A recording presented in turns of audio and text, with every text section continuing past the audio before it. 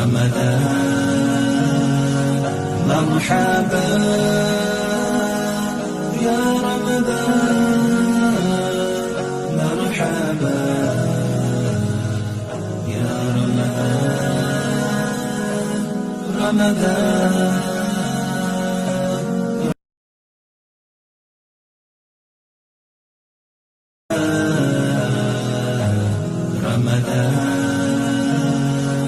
مرحبا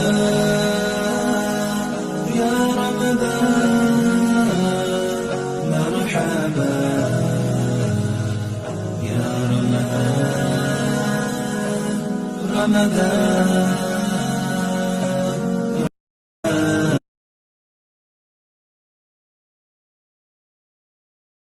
نسألك يا من هو الله الذي لا إله إلا هو الإله الرحمن الرحيم الملك القدوس السلام المؤمن المهيمن العزيز الجبار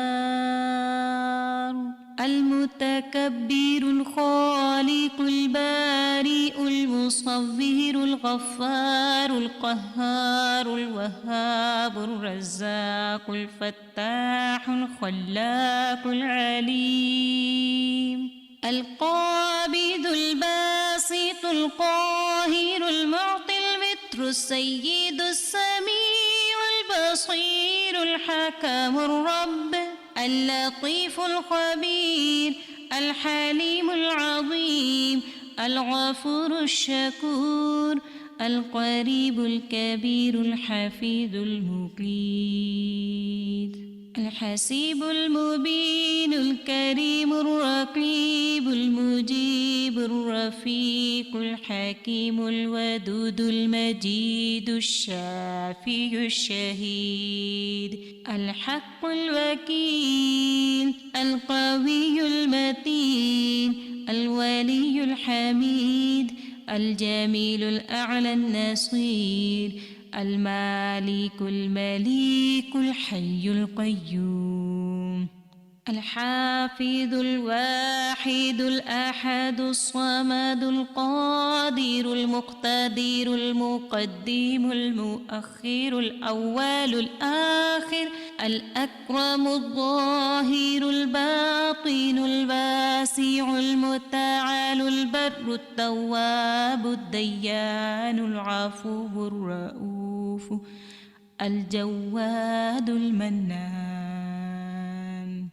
الطيب الغني الحفي العلي الستير القدير المولى المحسن الوارث المحيط الصبوح الذي ليس كمثله شيء وهو السميع البصير. شهر رمضان الذي أنزل فيه القرآن هدى للناس وبينات من الهدى والفرقان فمن شهد منكم الشهر فليصمه ومن كان مريضا أو على سفر فعدة من أيام أخر يريد الله بكم اليسر ولا يريد بكم العسر ولتكملوا العدة ولتكبروا الله على ما هداكم ولعلكم تشكرون. الله أكبر الله أكبر لا إله إلا الله والله أكبر الله أكبر ولله الحمد. الله أكبر الله أكبر لا إله إلا الله والله أكبر الله أكبر ولله الحمد.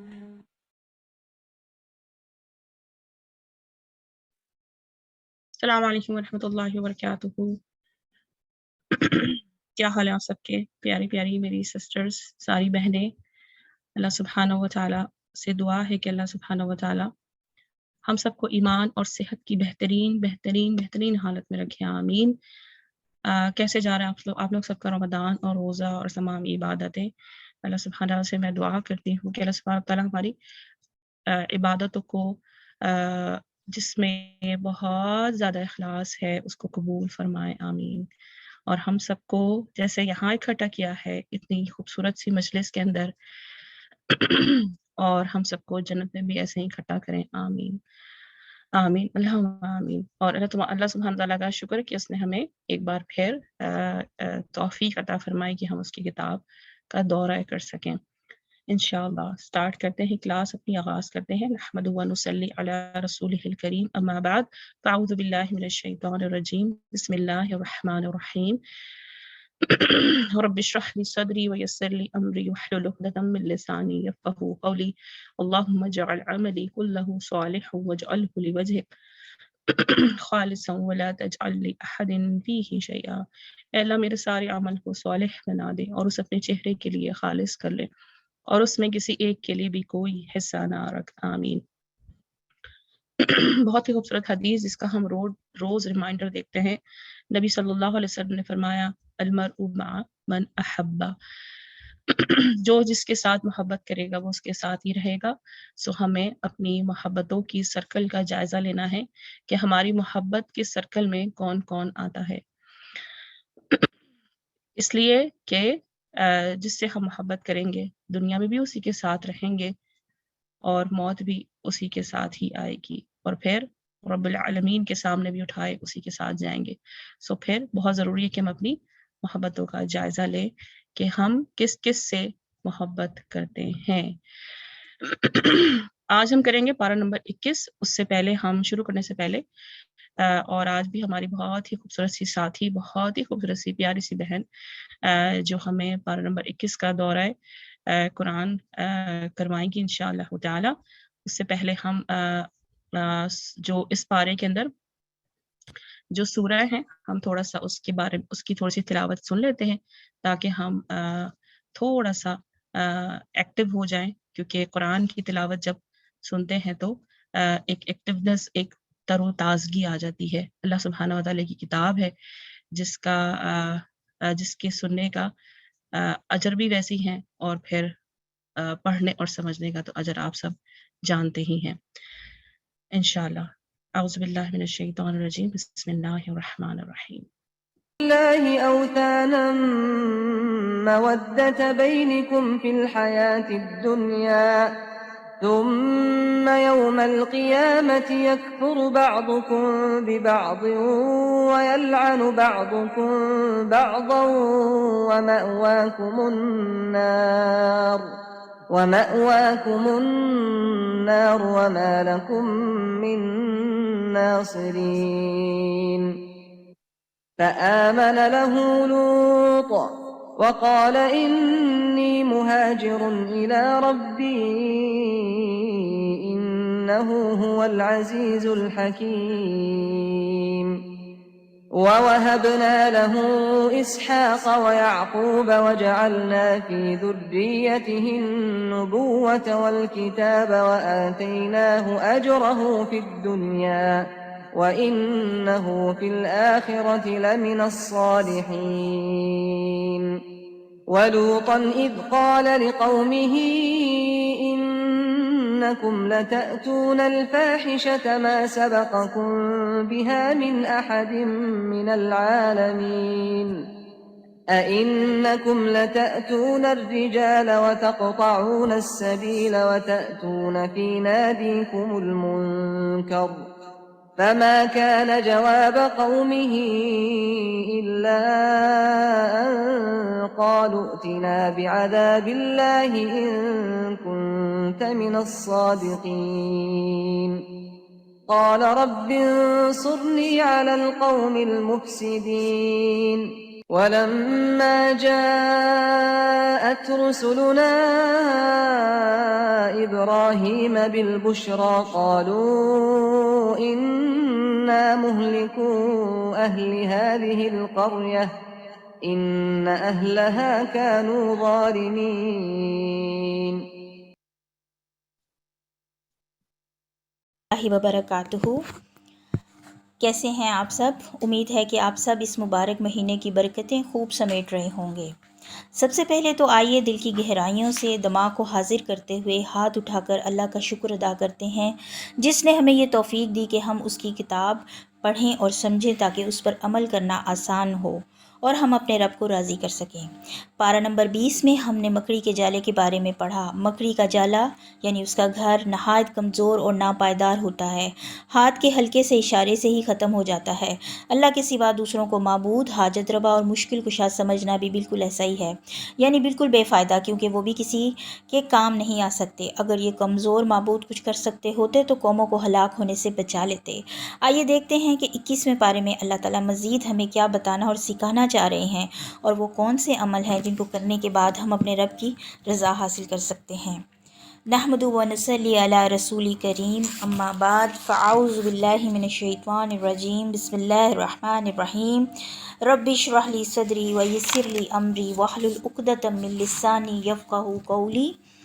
بسم اللہ الرحمن الرحیم. آیت نمبر 41، پارہ نمبر 21. اتل ما اوحی الیک من الکتاب واقم الصلاۃ ان الصلاۃ تنہی عن الفحشاء والمنکر ولذکر اللہ اکبر واللہ یعلم ما تصنعون.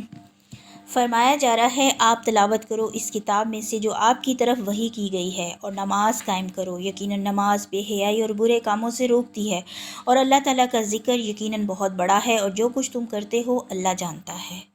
اس آیت میں 3 ضروری احکامات بتائے جا رہے ہیں. نمبر 1، تلاوت. قرآن مجید کو پڑھنا محض اجر و ثواب ہی نہیں بلکہ اس کے معنی کو سمجھنا، غور و فکر کرنا، واعظ نصیحت کرنا، تعلیم و تدریس کرنا، یہ سب تلاوت میں شامل ہے. اور دوسرا حکم نماز کا. نماز ایک ایسی عبادت ہے جو بندے کا تعلق اپنے رب سے قائم کرتی ہے، اور نماز ہی بے حیائی اور برائی کے روکنے کا سبب بنتی ہے. اور تیسرا حکم اللہ کا ذکر ہے. جب انسان ہر وقت اللہ کا ذکر کرتا ہے وہ اللہ سے جڑا رہتا ہے، رابطے میں رہتا ہے، اس کی سوچ، اس کی فکر اللہ ہی کی گرد گھومتی رہتی ہے. اس طرح وہ بہت سی برائیوں، بے حیائیوں اور گناہوں سے بچا رہتا ہے. آگے فرمایا جا رہا ہے، اور تم اہل کتاب سے جھگڑا نہ کرو مگر انتہائی احسن انداز میں، سوائے ان لوگوں کے جنہوں نے ظلم کیا، اور کہہ دو کہ ہم اس پر ایمان لاتے ہیں جو ہماری طرف نازل کیا گیا اور جو تمہاری طرف نازل کیا گیا، اور ہمارا معبود اور تمہارا معبود ایک ہی ہے، اور ہم اس کی فرما برداری کرنے والے ہیں. یعنی اہل کتاب سے جب کبھی بحث مباحثہ ہو جائے تو دلیل کے ساتھ مہذب طریقے سے نرمی اور شائستگی سے بات کرو، اور جو کوئی حد سے بڑھے تو اس کے لیے سختی کی اجازت ہے. آگے کیا فرمایا جا رہا ہے، اور اسی طرح ہم نے آپ کی طرف کتاب نازل کی، پھر جن لوگوں کو ہم نے کتاب دی وہ اس پر ایمان لاتے ہیں، یعنی اہل کتاب قرآن پر ایمان لاتے ہیں، اور ان اہل مکہ مشرکین میں سے بھی جو اس پر ایمان لاتے ہیں، اور ہماری آیات کا انکار کافروں کے سوا کوئی نہیں کرتا. آگے فرمایا جا رہا ہے، وَمَا كُنْتَ تَتْلُو مِنْ قَبْلِهِ مِنْ كِتَابٍ وَلَا تَخُطُّهُ بِيَمِينِكَ إِذًا لَارْتَابَ الْمُبْطِلُونَ. اور آپ اس سے پہلے کوئی کتاب نہیں پڑھتے تھے اور نہ ہی آپ اپنے دائیں ہاتھ سے لکھتے تھے، تب تو باطل پر ضرور شک کرتے. نبی صلی اللہ علیہ وآلہ وسلم امی تھے، پڑھنا لکھنا نہیں جانتے تھے، اور یہی چیز دلیل ہے ان کے سچا نبی ہونے کی، کیونکہ اگر آپ پڑھنا لکھنا جانتے ہوتے تو لوگ کہتے یہ قرآن فلاں کی مدد سے یا کسی سے تعلیم حاصل کرنے کا نتیجہ ہے. آگے فرمایا جا رہا ہے، بلکہ یہ ان لوگوں کے سینوں میں واضح آیات ہیں جنہیں علم دیا گیا ہے، اور ہماری آیات کا انکار ظالموں کے سوا کوئی نہیں کرتا. اہل ایمان کی بات ہو رہی ہے. یہ قرآن کا اعجاز ہے جو لفظ بہ لفظ حفظ ہو جاتا ہے، اور انہوں نے کہا کہ اس پر اس کے رب کی جناب سے معجزات کیوں نہیں اتارے گئے؟ آپ کہہ دیں کہ معجزات صرف اللہ تعالیٰ کے پاس ہیں اور میں صرف اور صرف کھلا ڈرانے والا ہوں۔ اور کیا انہیں یہ کافی نہیں ہے کہ یقیناً ہم ہی نے آپ پر کتاب نازل کی ہے جو انہیں پڑھ کر سنائی جاتی ہے؟ بلا شبہ اس میں یقیناً رحمت اور نصیحت ہے اس قوم کے لیے جو ایمان لاتے ہیں۔ یعنی معجزے دکھانا، معجزے کرنا صرف اللہ کا کام ہے۔ نبی کا کام آخرت سے خبردار کرنا ہوتا ہے۔ اگر انہیں معجزہ ہی دیکھنا ہے تو یہ کتاب یعنی قرآن مجید معجزہ ہے جو قیامت تک باقی رہے گا۔ اور دوسرا معجزہ یہ کہ نبی صلی اللہ علیہ وآلہ وسلم امی ہونے کے باوجود قرآن پڑھ کر سنا رہے ہیں، لیکن اس کتاب سے صرف ایمان والے ہی فیض یاب ہوتے ہیں۔ آگے فرمایا جا رہا ہے آپ کہہ دیں کہ میرے اور تمہارے درمیان اللہ تعالیٰ گواہ کافی ہے، وہ جانتا ہے جو کچھ آسمانوں اور زمین میں ہے، اور جو لوگ باطل پر ایمان لائے اور انہوں نے اللہ تعالیٰ کے ساتھ کفر کیا وہی خسارہ اٹھانے والے ہیں۔ گواہی کس چیز کی؟ گواہی اس چیز کی کہ میں اللہ کا نبی ہوں اور یہ کتاب اللہ کی طرف سے ہے جو مجھ پر نازل ہوئی، اور جو اسے مانے گا اس کا فائدہ ہوگا اور جو اسے نہ مانے اسی کا نقصان ہوگا۔ اگلی آیت میں فرمایا جا رہا ہے اور وہ آپ سے جلد عذاب مانگتے ہیں، اور اگر ایک مدت مقررہ نہ ہوتی تو ان پر عذاب ضرور آ جاتا، اور یقیناً وہ ان پر اچانک آئے گا حالانکہ وہ شعور بھی نہ رکھتے ہوں گے۔ یعنی قیامت کا وقت مقرر ہے، جب وہ اچانک آئے گی تو انہیں پتہ بھی نہ چلے گا۔ اگلی آیت میں فرمایا جا رہا ہے وہ آپ سے جلد عذاب مانگتے ہیں، اور یقیناً جہنم کافروں کو گھیرنے والی ہے، جس دن عذاب ان کے اوپر سے ڈھانک لے گا اور ان کے قدموں کے نیچے سے بھی، اور اللہ تعالیٰ فرمائے گا کہ چکھو اس کا مزہ جو کچھ تم کرتے تھے۔ آگے فرمایا جا رہا ہے یا عبادی الذین آمنوا ان ارضی واسعۃ فإیای فاعبدون کل نفس ذائقۃ الموت ثم الینا ترجعون۔ اے میرے بندو جو ایمان لائے ہو، بلا شبہ میری زمین بہت وسیع ہے، چنانچہ تم صرف میری ہی عبادت کرو۔ ہجرت کا حکم دیا جا رہا ہے، ہجرت کرو جہاں تم آسانی سے اللہ کی عبادت کر سکو۔ ہر جان موت کو چکھنے والی ہے، پھر تم ہماری ہی طرف لوٹائے جاؤ گے۔ ہجرت کرو گے تب بھی مرنا ہے، اس کا مطلب یہ ہے کہ ہجرت کرو گے تب بھی مرنا ہے، ہجرت نہیں کرو گے تب بھی مرنا ہے، اللہ ہی کی طرف لوٹنا ہے۔ اگر اللہ کی عبادت کرتے ہوئے مرو گے تو اللہ کی رضا اور آخرت کی کامیابی پاؤ گے۔ آگے اگلی آیت میں فرمایا جا رہا ہے اور جو لوگ ایمان لائے اور جنہوں نے نیکیاں کی انہیں ہم ضرور جنت کے اونچے گھروں میں جگہ دیں گے جن کے نیچے سے نہریں بہتی ہوں گی، اور ان میں وہ ہمیشہ رہنے والے ہوں گے۔ کیا ہی اچھا اجر ہے عمل کرنے والوں کا۔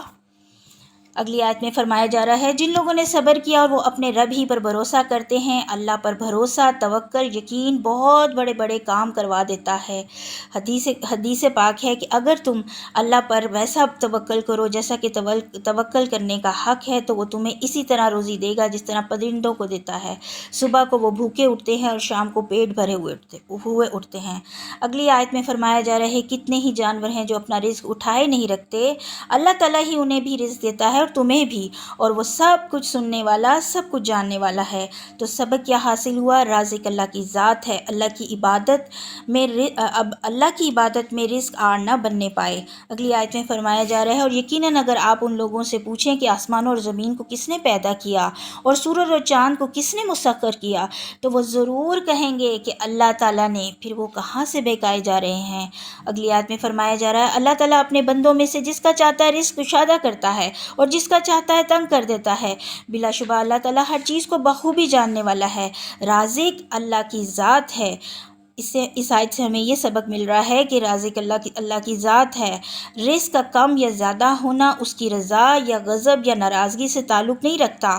یہ مشرکین کے اعتراض کا جواب ہے جو کہ مسلمانوں کو کہتے تھے کہ اگر تم حق پر ہو تو اتنے غریب اور کمزور کیوں ہو؟ اللہ بہتر جانتا ہے کہ زیادہ رزق کس کے لیے بہتر ہے اور کس کے لیے نہیں۔ آگے فرمایا جا رہا ہے وَلَئِن سَأَلْتَهُم مَّن نَّزَّلَ مِنَ السَّمَاءِ مَاءً فَأَحْيَا بِهِ الْأَرْضَ مِن بَعْدِ مَوْتِهَا لَيَقُولُنَّ اللَّهُ قل الحمد للہ بل اکثرهم لا يعقلون۔ اور یقیناً اگر آپ ان سے پوچھیں آسمان سے پانی کس نے نازل کیا، پھر اس کے ساتھ زمین کو اس کی موت کے بعد زندہ کیا، تو یقیناً وہ ضرور کہیں گے کہ اللہ نے۔ آپ کہہ دیں الحمدللہ، سب تعریفیں اللہ کے لیے۔ الحمدللہ کیوں؟ اتنا تو سمجھتے ہو، اتنا تو مانتے ہو، بلکہ ان میں سے اکثر نہیں سمجھتے۔ اگر عقل ہوتی، سمجھتے ہوتے تو اپنے رب کے ساتھ مردوں کو، پتھروں کو رب نہ مانتے۔ اگلی آیت میں فرمایا جا رہا ہے اور یہ دنیا کی زندگی کچھ نہیں ہے مگر ایک دل لگی اور کھیل ہے، اور یقیناً آخرت کا گھر ہی اصلی زندگی ہے۔ کاش وہ جانتے ہوتے۔ جس دنیا کے پیچھے وہ اپنی زندگی کا مقصد اور آخرت کو بھولے ہوئے ہیں، اس کی اصلیت ایک کھیل تماشے کے سوا کچھ نہیں۔ دنیا کے اس دھوکے سے نکلنے کے لیے علم حاصل کرنا بہت ضروری ہے، اور وہ بھی علم شریعت۔ کرنے کا کام کیا ہے؟ زندگی کے ایک ایک لمحے کو غنیمت جانیں، ہر لمحے کو اللہ کی یاد میں، عبادت میں، عمل صالح کرنے میں گزاریں۔ ایسے جئیں کہ رب آپ کا انتظار کرے، ہمارے لوٹنے کا انتظار کرے کہ کب یہ بندہ آئے اور میں اسے انعامات سے نوازوں۔ اگلی آیت میں فرمایا جا رہا ہے پھر جب وہ کشتی میں سوار ہوتے ہیں تو اللہ تعالیٰ سے دعا مانگتے ہیں، عبادت کو اسی کے لیے خالص کرتے ہوئے۔ پھر جب وہ انہیں نجات دے کر خشکی میں لے جاتا ہے تب وہ اچانک ہی شرک کرنے لگتے ہیں۔ یعنی جب کوئی مشکل آتی ہے تو پھر سب کچھ بھول جاتا ہے، صرف اللہ یاد رہتا ہے، اس سے مدد مانگتے ہیں، گڑ گڑاتے ہیں، اور جیسے ہی اللہ رحمت کر دیتا ہے واپس اپنے شرک کی دنیا میں لوٹ جاتے ہیں۔ اگلی آیت میں فرمایا جا رہا ہے تاکہ ہم نے جو انہیں دیا ہے اس کی وہ ناشکری کریں، اور تاکہ فائدہ اٹھا لیں سو جلد ہی وہ جان لیں گے ہماری ہی دی ہوئی، اللہ تعالیٰ فرما رہے ہیں ہماری ہی دی ہوئی نعمتوں کو پا کر مکر جاتے ہیں۔ ایک طرح سے دھمکی دی جا رہی ہے، مزے کر لو، آنا تو میرے پاس ہی ہے، ابھی تو مہلت ملی ہوئی ہے۔ اللہ کی دی ہوئی اس مہلت کو وہ سمجھتے ہیں کہ ہمیں کوئی پکڑنے والا نہیں۔ اگلی آیت میں فرمایا جا رہا ہے اور کیا انہوں نے نہیں دیکھا کہ یقیناً ہم نے حرم کو پرامن بنایا ہے، اللہ کا بہت بڑا احسان، حالانکہ لوگ ان کے ارد گرد سے اچک لیے جاتے ہیں، تو کیا وہ باطل پر غیر اللہ پر ایمان لاتے ہیں اور اللہ تعالیٰ کی نعمت یعنی نبی صلی اللہ علیہ وآلہ وسلم، قرآن اور دین کی ناشکری کرتے ہیں؟ یعنی ہونا تو یہ چاہیے تھا اہل مکہ اللہ تعالیٰ کے اس احسان کے بدلے میں اس کے شکر گزار بنتے، اس کے نبی کو، کتاب کو، دین کو مانتے، لیکن انہوں نے اللہ کا شکر بتوں کی پوجا، اللہ کا اور اس کے رسول کا، اس کے دین کا انکار کر کے کیا۔ کیا اس احسان کا شکر یہ تھا؟ اگلی آیت میں فرمایا جا رہا ہے اور اس سے بڑا ظالم کون ہوگا جس نے اللہ تعالیٰ پر جھوٹ باندھا یعنی شرک کیا، یا حق کو جھٹلایا یعنی قرآن اور نبی صلی اللہ علیہ وآلہ وسلم کو، جب کہ وہ اس کے پاس آ چکا ہو۔ کیا جہنم کافروں کے لیے ٹھکانہ نہیں ہے؟ آگے کیا فرمایا جا رہا ہے وَالَّذِينَ جَاهَدُوا فِينَا لَنَهْدِيَنَّهُمْ سُبُلَنَا وَإِنَّ اللَّهَ لَمَعَ الْمُحْسِنِينَ۔ اور جنہوں نے ہماری خاطر پوری کوشش کی انہیں ہم ضرور اپنے راستے دکھائیں گے۔ راستہ کس کا؟ ہدایت کا، جنت کا، اللہ کی رضا کا راستہ، اور بلا شبہ یقیناً اللہ تعالیٰ نیک لوگوں کے ساتھ ہے۔ اللہ کا کیا وعدہ ہے؟ ہدایت جد و جہد کرنے والوں کے لیے ہے، اور کرنے کا کام کیا ہے؟ محنت کرنا ہمارا کام ہے، راستہ دکھانا اللہ کا کام ہے۔ سورت کا سبق آخری آیت میں ہے کہ اخلاص کے ساتھ، پوری محنت کے ساتھ اللہ کی رضا کی خاطر اللہ کے راستے میں کوشش محنت کرتے جائیں۔ بسم اللہ الرحمن الرحیم۔ سورت الروم مکی سورت ہے، 60 آیات اور 6 رکوع ہیں۔ بسم اللہ الرحمن الرحیم۔ الف لام میم غلبت الروم فی ادنی الارض وهم من بعد غلبهم سیغلبون فی بضع سنین للہ الامر من قبل ومن بعد وَيَوْمَئِذٍ يَفْرَحُ الْمُؤْمِنُونَ بِنَصْرِ اللَّهِ يَنصُرُ مَن يَشَاءُ وَهُوَ الْعَزِيزُ الرَّحِيمُ۔ الف لام میم، مغلوب ہو گئے رومی، قریب کی زمین میں، اور اپنی مغلوبیت کے بعد جلد ہی وہ غالب آ جائیں گے۔ چند ہی برسوں میں سب کام اللہ تعالیٰ ہی کی اختیار میں ہیں، پہلے بھی اور بعد میں بھی، اور اس دن مومن خوش ہوں گے اللہ کی مدد سے کہ وہ جس کو چاہتا ہے مدد کرتا ہے، اور وہ سب پر غالب نہایت رحم والا ہے۔ سورۃ روم کا پس منظر یہ ہے کہ عہد رسالت میں دو بڑی طاقتیں تھیں۔ نمبر ایک فارس یعنی ایران، اور دوسری روم۔ فارس آتش پرست قوم تھی اور روم عیسائی یعنی اہل کتاب۔ مشرکین مکہ کی ہمدردیاں فارس کے ساتھ تھیں کیونکہ دونوں مشرک تھے، جبکہ مسلمانوں کی ہمدردیاں روم کے ساتھ۔ نبی صلی اللہ علیہ وآلہ وسلم کی بعثت کے چند سال بعد فارس کی حکومت عیسائی حکومت پر غالب آ گئی، جس پر مشرکوں کو خوشی اور مسلمانوں کو غم ہوا۔ اس موقع پر قرآن کریم کی یہ آیت نازل ہوئی جن میں یہ پیشن گوئی کی گئی کہ چند سال کے اندر رومی پھر غالب آ جائیں گے اور ایرانی مغلوب ہو جائیں گے۔ اس سے یہ پتہ چلا کہ جنگ میں فتح اور شکست کا اختیار اللہ ہی کا ہے۔ اگلی آیت میں فرمایا جا رہا ہے اللہ کا وعدہ ہے یعنی رومی فارس پر دوبارہ غالب آ جائیں گے۔ اللہ تعالیٰ اپنے وعدے کے خلاف نہیں کرتا، لیکن اکثر لوگ جانتے نہیں۔ اب سوال یہ ہے لوگ کیا نہیں جانتے؟ آخرت کے معاملات۔ لوگ دین سے بے خبر ہیں۔ اگلی آیت میں فرمایا جا رہا ہے وہ دنیا کی زندگی میں سے ظاہر کو جانتے ہیں اور آخرت سے غافل ہیں، یعنی دنیا کی زندگی میں تو بڑے ماہر ہیں اور دین میں کورے نکمے۔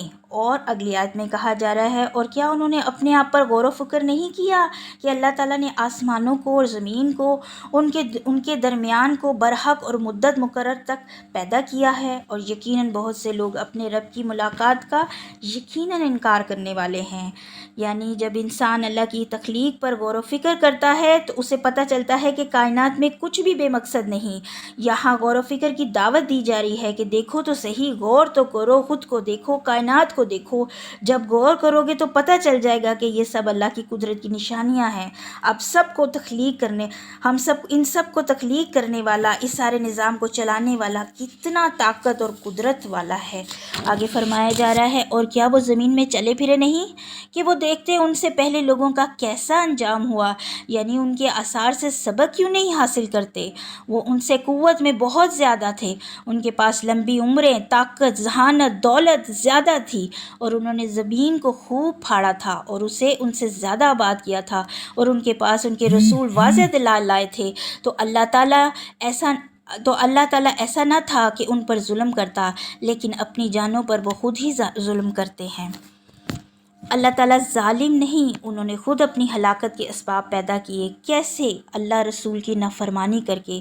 اگلی آیت میں فرمایا جا رہا ہے پھر جن لوگوں نے برے کام کیے تھے ان کا انجام بہت ہی برا ہوا، کیونکہ انہوں نے اللہ تعالیٰ کی آیات کو جھٹلایا تھا اور وہ ان کا مذاق اڑاتے تھے۔ اللہ تعالیٰ تخلیق کی ابتدا کرتا ہے، پھر وہ اس کا اعادہ کرے گا، پھر اس کی طرف ہی تم لوٹائے جاؤ گے۔ اللہ ہی نے پہلی مرتبہ پیدا کیا اور دوبارہ بھی موت کے بعد وہی پیدا کرنے والا ہے۔ کیوں پیدا کرے گا دوبارہ؟ جزا سزا کے لیے۔ آگے فرمایا جا رہا ہے اور جس دن قیامت قائم ہوگی مجرم سخت مایوس ہوں گے۔ کیوں مایوس ہوں گے؟ اس لیے کہ انہیں نظر آ جائے گا کہ ہم نے تو اس دن کی کوئی تیاری ہی نہیں کی، اور ان کے شریکوں میں سے کوئی سفارشی نہ ہوگا، اور وہ اپنے شریکوں کا انکار کرنے والے ہو جائیں گے۔ اس دن کوئی کسی کے کام نہ آئے گا، اور جس دن قیامت قائم ہوگی اس دن لوگ جدا جدا ہو جائیں گے، یعنی مومن کافر الگ الگ ہو جائیں گے۔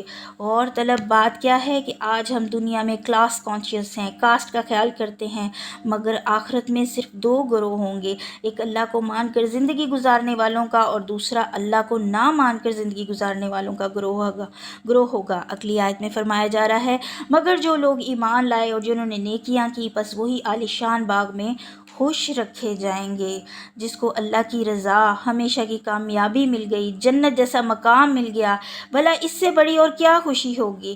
آئیے سب سچے دل سے دعا کرتے ہیں، اے اللہ مجھے بھی زیادہ سے زیادہ نیکیاں کرنے کی توفیق دے، مجھ حقیر گناہگار کو بھی اس قابل کر دے کہ کل آخرت کے روز تیرے فضل سے جنت کا حقدار بنوں۔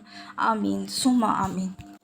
اگلی آیت پہ فرمایا جا رہا ہے اور رہ گئے وہ لوگ جنہوں نے کفر کیا اور ہماری آیات اور آخرت کی ملاقات کو جھٹلایا، تو یہی لوگ عذاب میں حاضر کیے جائیں گے۔ آگے کیا فرمایا جا رہا ہے فَسُبْحَانَ اللَّهِ حِينَ تُمْسُونَ وَحِينَ تُصْبِحُونَ وَلَهُ الْحَمْدُ فِي السَّمَاوَاتِ وَالْأَرْضِ وَعَشِيًّا وَحِينَ تُظْهِرُونَ۔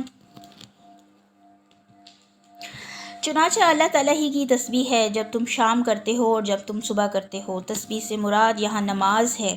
دلیل اوقات بتائے جا رہے ہیں۔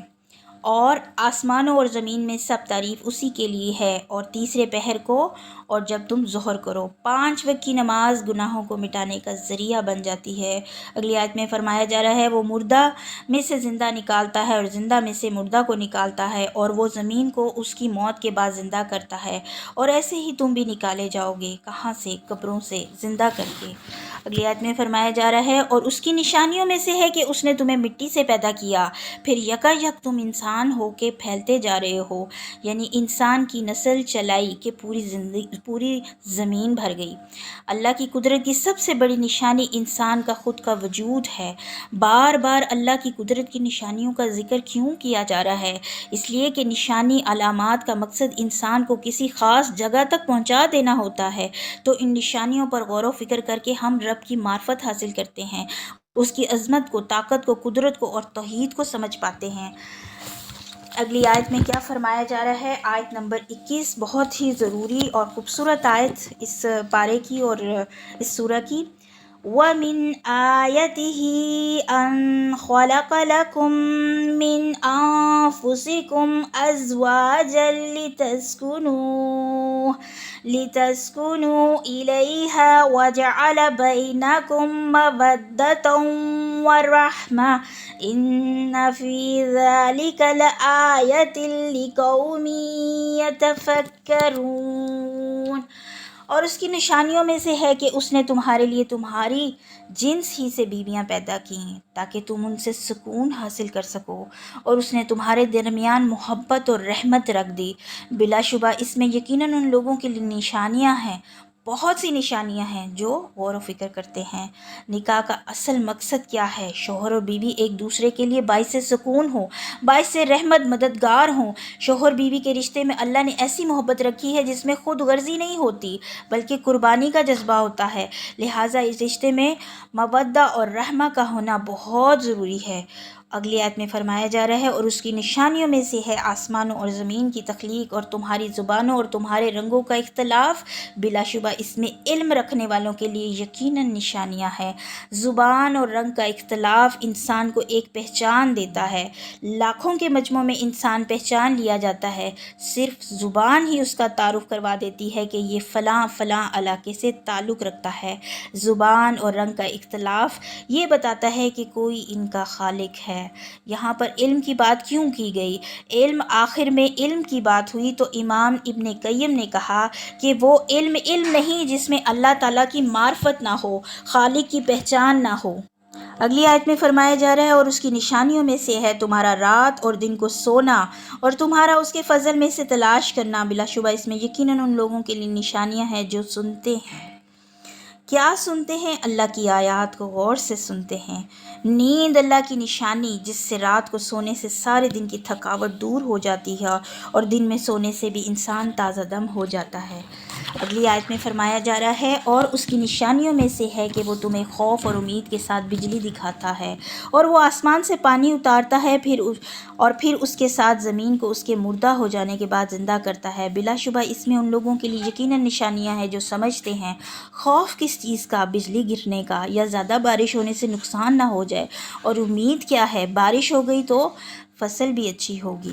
اگلی آیت میں فرمایا جا رہا ہے اور اس کی نشانیوں میں سے ہے کہ آسمان اور زمین اسی کے حکم سے قائم ہے۔ پھر جب وہ تمہیں زمین سے ایک ہی بار پکارے گا تب تم اچانک نکل آؤ گے، اور اس کے لیے اسی کے لیے ہے جو کچھ بھی آسمانوں میں ہے اور زمین میں ہے، سب اسی کے لیے فرما بردار ہیں۔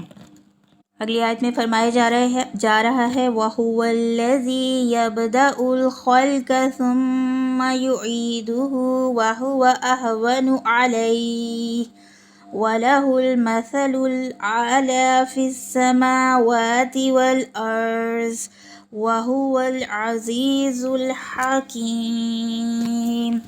یعنی اور وہی ہے جو تخلیق کی ابتدا کرتا ہے، پھر وہی اس کا اعادہ کرے گا، اور وہ اس پر آسان ترین ہے، اور آسمانوں اور زمین میں سب سے زیادہ اعلیٰ صفت اسی کے لیے ہے، اور وہی سب پر غالب کمال حکمت والا ہے۔ ابن عباس نے فرمایا اس کی مثل اعلیٰ یہی ہے کہ اس کی مثل اور کوئی نہیں۔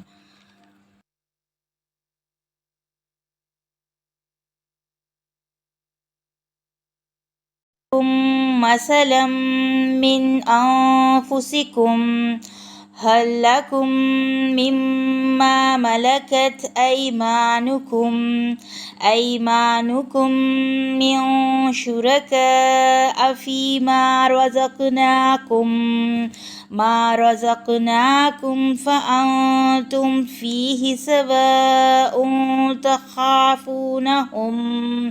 تخافونہم کخیفتکم انفسکم کذالک نفصل الآیات لقوم یعقلون۔ اللہ تعالیٰ نے تمہارے لیے اپنی ذات سے ایک مثال بیان کی ہے۔ کیا تمہارے غلاموں میں سے کوئی اس رزق میں تمہارے شریک ہیں جو ہم نے تمہیں دے رکھا ہے کہ تم اس میں برابر ہو؟ تم ایک دوسرے سے ڈرنے کی طرح ان سے بھی ڈرتے ہو۔ اسی طرح ہم آیات کو کھول کر بیان کرتے ہیں ان لوگوں کے لیے جو سمجھتے ہیں۔ یعنی خود تو تم غلاموں کی شراکت پسند نہیں کرتے اور اللہ کے ساتھ دوسرے معبودوں کو شریک کرتے ہو۔ اللہ کی آیات سے سبق صرف عقل والے ہی لیتے ہیں۔ آگے فرمایا جا رہا ہے بلکہ جن لوگوں نے ظلم کیا یعنی شرک کیا، وہ بغیر کسی علم کے اپنی خواہشات کا پیچھا کرتے ہیں، تو اس شخص کو راستہ کون دکھائے گا جسے اللہ تعالیٰ نے گمراہ کر دیا، اور نہ ہی ان کے کوئی مددگار ہیں۔ اللہ نے گمراہ کر دیا، اس سے مراد یہ ہے کہ اللہ کی طرف سے ہدایت اسے نصیب ہوتی ہے جس کے اندر ہدایت کی طلب اور آرزو ہوتی ہے، اور جو ہدایت کی طلب نہیں رکھتے انہیں گمراہی میں بھٹکنے کے لیے چھوڑ دیا جاتا ہے۔ آگے فرمایا جا رہا ہے چنانچہ آپ یکسو ہو کر اپنا رخ دین پر قائم رکھیں۔ اللہ تعالیٰ کی فطرت ہے یعنی دین اسلام اور توحید کی طرف، جس پر اس نے لوگوں کو پیدا کیا۔ اللہ تعالیٰ کی تخلیق میں کوئی تبدیلی نہیں، یہی سیدھا دین ہے، لیکن اکثر لوگ نہیں جانتے۔ حدیث کا مفہوم ہے، نبی صلی اللہ علیہ وآلہ وسلم نے فرمایا ہر بچہ فطرت پر پیدا ہوتا ہے، لیکن اس کے ماں باپ اس کو یہودی، عیسائی یا مجوسی وغیرہ بنا دیتے ہیں۔ رجوع کرنے والے بنو اور اسی سے ڈر جاؤ اور نماز قائم کرو اور مشرکوں میں سے نہ ہو جاؤ، ان میں سے جنہوں نے اپنے دین کو ٹکڑے ٹکڑے کر ڈالا اور بہت سے گروہ بن گئے۔ ہر گروہ اس پر خوش ہے جو اس کے پاس ہے، یعنی ہر ایک خود کو ہدایت پر سمجھتا ہے۔ سوال یہ پیدا ہوتا ہے کہ گروہ بندی کی وجہ کیا ہے؟ نمبر 1 شرک، نمبر 2 عبادت کے طریقوں میں اختلاف پر گروہ بندی ہوتی ہے، اور جب لوگوں کو کوئی تکلیف پہنچتی ہے وہ اپنے رب کو اسی کی طرف رجوع کر کے پکارتے ہیں، پھر جب وہ اپنی رحمت کا مزہ انہیں چکھاتا ہے تو اچانک ان میں سے ایک گروہ اپنے رب کے ساتھ شریک ٹھہرانے لگتا ہے تاکہ ہم نے جو کچھ انہیں دیا ہے وہ اس کی ناشکری کریں، سو تم مزے اڑاؤ کہ جلد ہی تم جان لو گے۔ پیچھے یہ مضمون گزر چکا ہے۔ آگے فرمایا جا رہا ہے کیا ہم نے ان پر کوئی دلیل نازل کی ہے؟ پھر وہ ان کے بارے میں بتاتی ہے جو ان کے بارے میں بتاتی ہے جنہیں یہ اللہ کے ساتھ شریک ٹھہراتے ہیں، یعنی شرک کرنے کی کیا دلیل ہے سوائے ان کے باپ دادا کی پیروی اور خواہش نفس کے؟ اور جب ہم لوگوں کو رحمت کا مزہ چکھاتے ہیں وہ اس سے خوش ہو جاتے ہیں، اور اگر ان کے اعمال کی وجہ سے جو انہوں نے آگے بھیجا انہیں کوئی برائی پہنچتی ہے تو یک مایوس ہو جاتے ہیں۔ سبق کیا حاصل ہوا کہ رحمت اللہ کی طرف سے ہے اور مصیبت انسان کے اپنے ہاتھ کی کمائی ہے۔ اور کیا انہوں نے نہیں دیکھا کہ یقیناً اللہ تعالیٰ رزق کشادہ کرتا ہے جس کا چاہتا ہے اور تنگ کرتا ہے؟ بے شک اس میں ان لوگوں کے لیے یقیناً نشانیاں ہیں جو ایمان لاتے ہیں۔ فآت ذی القربى حقه والمسكين وابن السبيل ذلك خير للذين يريدون وجه الله وأولئك هم المفلحون۔ چنانچہ رشتہ دار کو اور مسکین کو اور مسافر کو اس کا حق دے دو، ان لوگوں کے یہی بہتر ہے جو اللہ تعالیٰ کی رضا کا ارادہ رکھتے ہیں، اور یہی لوگ فلاح پانے والے ہیں۔ حدیث کا مفہوم ہے بے شک مسکین پر صدقہ کرنے کا ایک ثواب ہے، رشتہ دار پر صدقہ کرنے کا دگنا ثواب ہے، ایک صدقے کا دوسرا رشتہ داری کا صلہ رحمی کا۔ اور سود پر جو تم دیتے ہو تاکہ لوگوں کے مال میں اضافہ ہو جائے سو وہ اللہ تعالیٰ کے نزدیک نہیں بڑھتا، اور جو تم زکوٰۃ یعنی صدقے سے دیتے ہو کہ اللہ تعالیٰ کی رضا کا ارادہ کرتے ہو تو یہی لوگ ہیں جو کئی گنا بڑھانے والے ہیں۔ غور طلب بات یہ ہے کہ مال سود سے کم ہوتا ہے اور زکوٰۃ یعنی صدقہ ادا کرنے سے مال میں اضافہ ہوتا ہے۔ اللہ تعالیٰ وہی ہے جس نے تمہیں پیدا کیا، پھر تمہیں رزق دیا، پھر وہ تمہیں موت دے گا، پھر وہ تمہیں زندہ کرے گا۔ کیا تمہارے شریکوں میں سے کوئی ہے جو ان میں سے کوئی بھی کام کرتا ہو؟ پاک ہے وہ اور ان سے بلند ہے جنہیں یہ شریک بناتے ہیں۔ لوگوں کے اپنے ہاتھوں کی کمائی کی وجہ سے خشکی اور سمندر میں فساد برپا ہو گیا تاکہ اللہ تعالیٰ ان کے بعض کاموں کا انہیں مزہ چکھائے تاکہ وہ پلٹ آئیں۔ اس سے پتہ یہ چلا کہ دنیا میں بھی انسان کو اپنے اعمال کا بدلہ ملتا ہے۔ اس کا مقصد یہ ہوتا ہے کہ وقت رہتے توبہ کر لیں، رب کی طرف لوٹ آئیں۔ حدیث کا مفہوم ہے جب لوگ ناپ تول میں کمی کرتے ہیں تو انہیں قحط سالیاں، سخت تکلیفیں اور بادشاہوں کے ظلم دبوچ لیتے ہیں۔ آپ کہہ دیں کہ زمین میں چلو پھرو پھر دیکھو کہ اس سے پہلے لوگوں کا کیسا انجام ہوا۔ ان میں سے اکثر مشرک تھے۔ آگے کیا فرمایا جا رہا ہے؟ فَأَقِمْ وَجْهَكَ لِلدِّينِ الْقَيِّمِ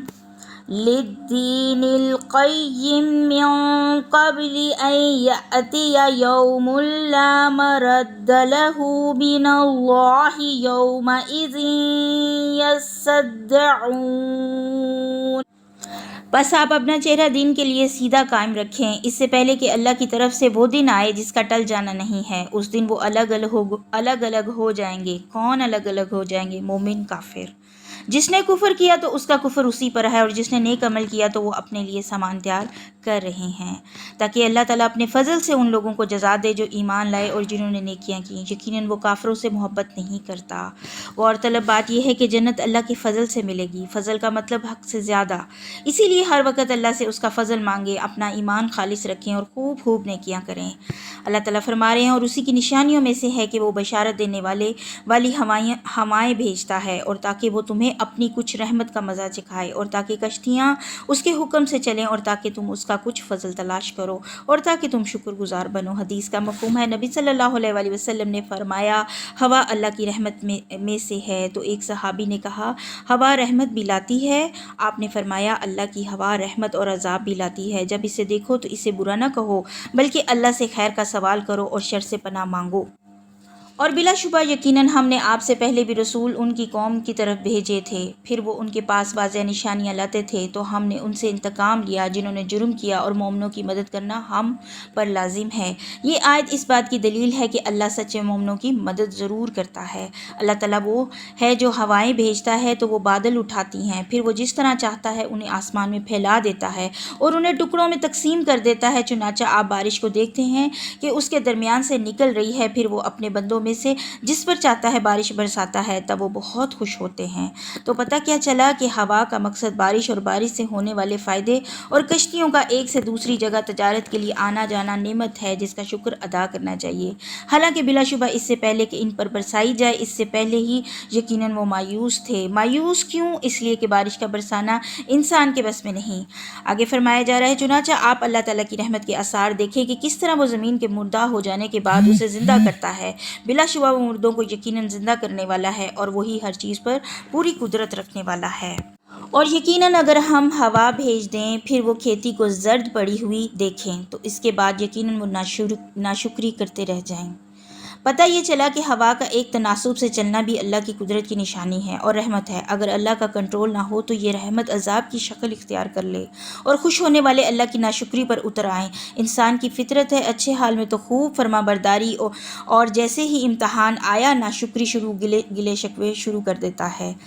بس یقیناً آپ مردوں کو نہیں سنا سکتے اور نہ ہی بہروں کو پکار سنا سکتے ہیں جبکہ وہ پیٹ پھیر کر لوٹ جائیں۔ کہا یہ جا رہا ہے کہ جس طرح مردے فہم و شعور سے عاری ہوتے ہیں اسی طرح یہ آپ کی دعوت کو سمجھنے اور قبول کرنے سے قاصر ہیں اور نہ ہی آپ اندھوں کو کبھی ان کی گمراہی سے ہدایت دینے والے ہیں۔ آپ کسی کو نہیں سنا سکتے ان کے سوا جو ہماری آیات پر ایمان لاتے ہیں، چنانچہ وہی اطاعت کرنے والے ہیں۔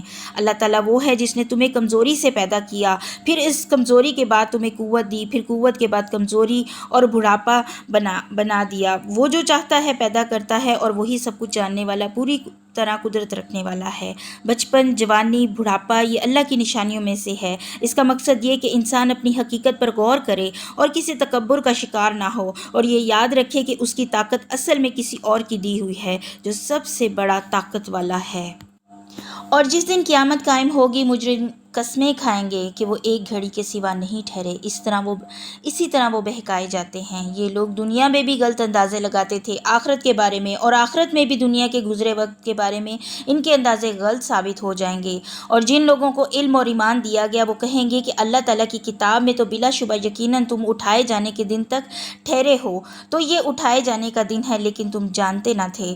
تو اس دن جن لوگوں نے ظلم کیا ان کی معذرت فائدہ نہ دے گی اور نہ ہی ان سے معافی مانگنے کے لیے کہا جائے گا۔ اور بلا شبہ یقیناً ہم اس قرآن میں لوگوں کے لیے ہر قسم کی مثالیں بیان کر چکے ہیں، اور یقیناً اگر آپ ان کے پاس کوئی معجزہ بھی لائیں تو جن لوگوں نے کفر کیا وہ ضرور کہیں گے کہ تم یقیناً باطل پرست ہو۔ اسی طرح اللہ تعالیٰ ان کے دلوں پر مہر لگا دیتا ہے جو نہیں جانتے۔ فاصبر ان وعد اللہ حقا ولا يستخفنك الذین لا یوقنون۔ بس آپ صبر کریں، یقیناً اللہ تعالیٰ کا وعدہ سچا ہے اور آپ کو وہ لوگ ہرگز ہلکا نہ پائیں جو یقین نہیں رکھتے۔ سورت کا آغاز بھی اللہ کے وعدے اور صبر سے اور اختتام بھی وعدے اور صبر سے۔ صبر ہی کامیابی کی کنجی ہے۔ نبی صلی اللہ علیہ وآلہ وسلم کو نصیحت کی جا رہی ہے کہ آپ اپنے اخلاق کو مت چھوڑیں، کیونکہ اخلاق کا وزن ہوتا ہے اور بد اخلاق شخص ہلکا ہوتا ہے۔ سورت لقمان مکی صورت ہے، 4 رکوع ہیں، 34 آیات ہیں۔ ایک باپ کی اپنے بیٹے کو اتنی خوبصورت اور حکمت بری نصیحتیں جنہیں اللہ تعالیٰ نے قرآن مجید میں بیان کرنا ضروری سمجھا۔ آئیے دیکھتے ہیں کہ وہ کیا نصیحتیں تھیں جن کو بیان کرنے سے ہی انہیں قرآن مجید جیسی کتاب میں مقام ملا۔ اعوذ باللہ من الشیطان الرجیم، بسم اللہ الرحمن الرحیم۔ سورۃ لقمان، الف لام میم، تلک آیات الکتاب الحکیم، ھدی ورحمۃ للمحسنین۔ الف لام میم، یہ کمال حکمت والی کتاب کی آیات ہیں، نیکی کرنے والوں کے لیے ہدایت اور رحمت ہیں۔ جو لوگ نماز قائم کرتے ہیں اور زکوٰۃ ادا کرتے ہیں اور وہ آخرت پر بھی یقین رکھتے ہیں، یہی لوگ اپنے رب کی جانب سے ہدایت پر ہیں اور یہی لوگ فلاح پانے والے ہیں۔ وَمِنَ النَّاسِ مَن يَشْتَرِي لَهْوَ الْحَدِيثِ لِيُضِلَّ عَن سَبِيلِ اللَّهِ بِغَيْرِ عِلْمٍ وَيَتَّخِذَهَا هُزُوًا أُولَئِكَ لَهُمْ عَذَابٌ مُّهِينٌ۔ اور لوگوں میں سے کوئی ہے جو غافل کر دینے والی بات خریدتا ہے تاکہ وہ علم کے بغیر ہی لوگوں کو اللہ تعالیٰ کے راستے سے بہکا دے اور اس اللہ کی راہ کا مذاق بنائے۔ یہی لوگ ہیں جن کے لیے رسوا کن عذاب ہے۔ یہاں لہو الحدیث کی بات ہوئی ہے، اس سے مراد فضول باتیں، بیہودہ لطیفے، بے مقصد، بے اصل، غلط سلط باتیں۔ حسن بصری کہتے ہیں ہر وہ چیز جو تجھے اللہ کی عبادت اور اس کے ذکر سے مشغول کر دے، یعنی اللہ کا ذکر عبادت بھلا دے، مثلاً گانا بجانا، لطیفے، قصے، کہانیاں وغیرہ۔ حدیث پاک ہے کہ نبی صلی اللہ علیہ وآلہ وسلم نے فرمایا، ہلاکت ہے اس کے لیے، ہلاکت ہے اس کے لیے، ہلاکت ہے اس کے لیے۔ 3 دفعہ فرمایا جو لوگوں کو ہنسانے کے لیے جھوٹی باتیں کرتا ہے۔ اللہ تعالیٰ ہمیں اس برائی سے بچائے۔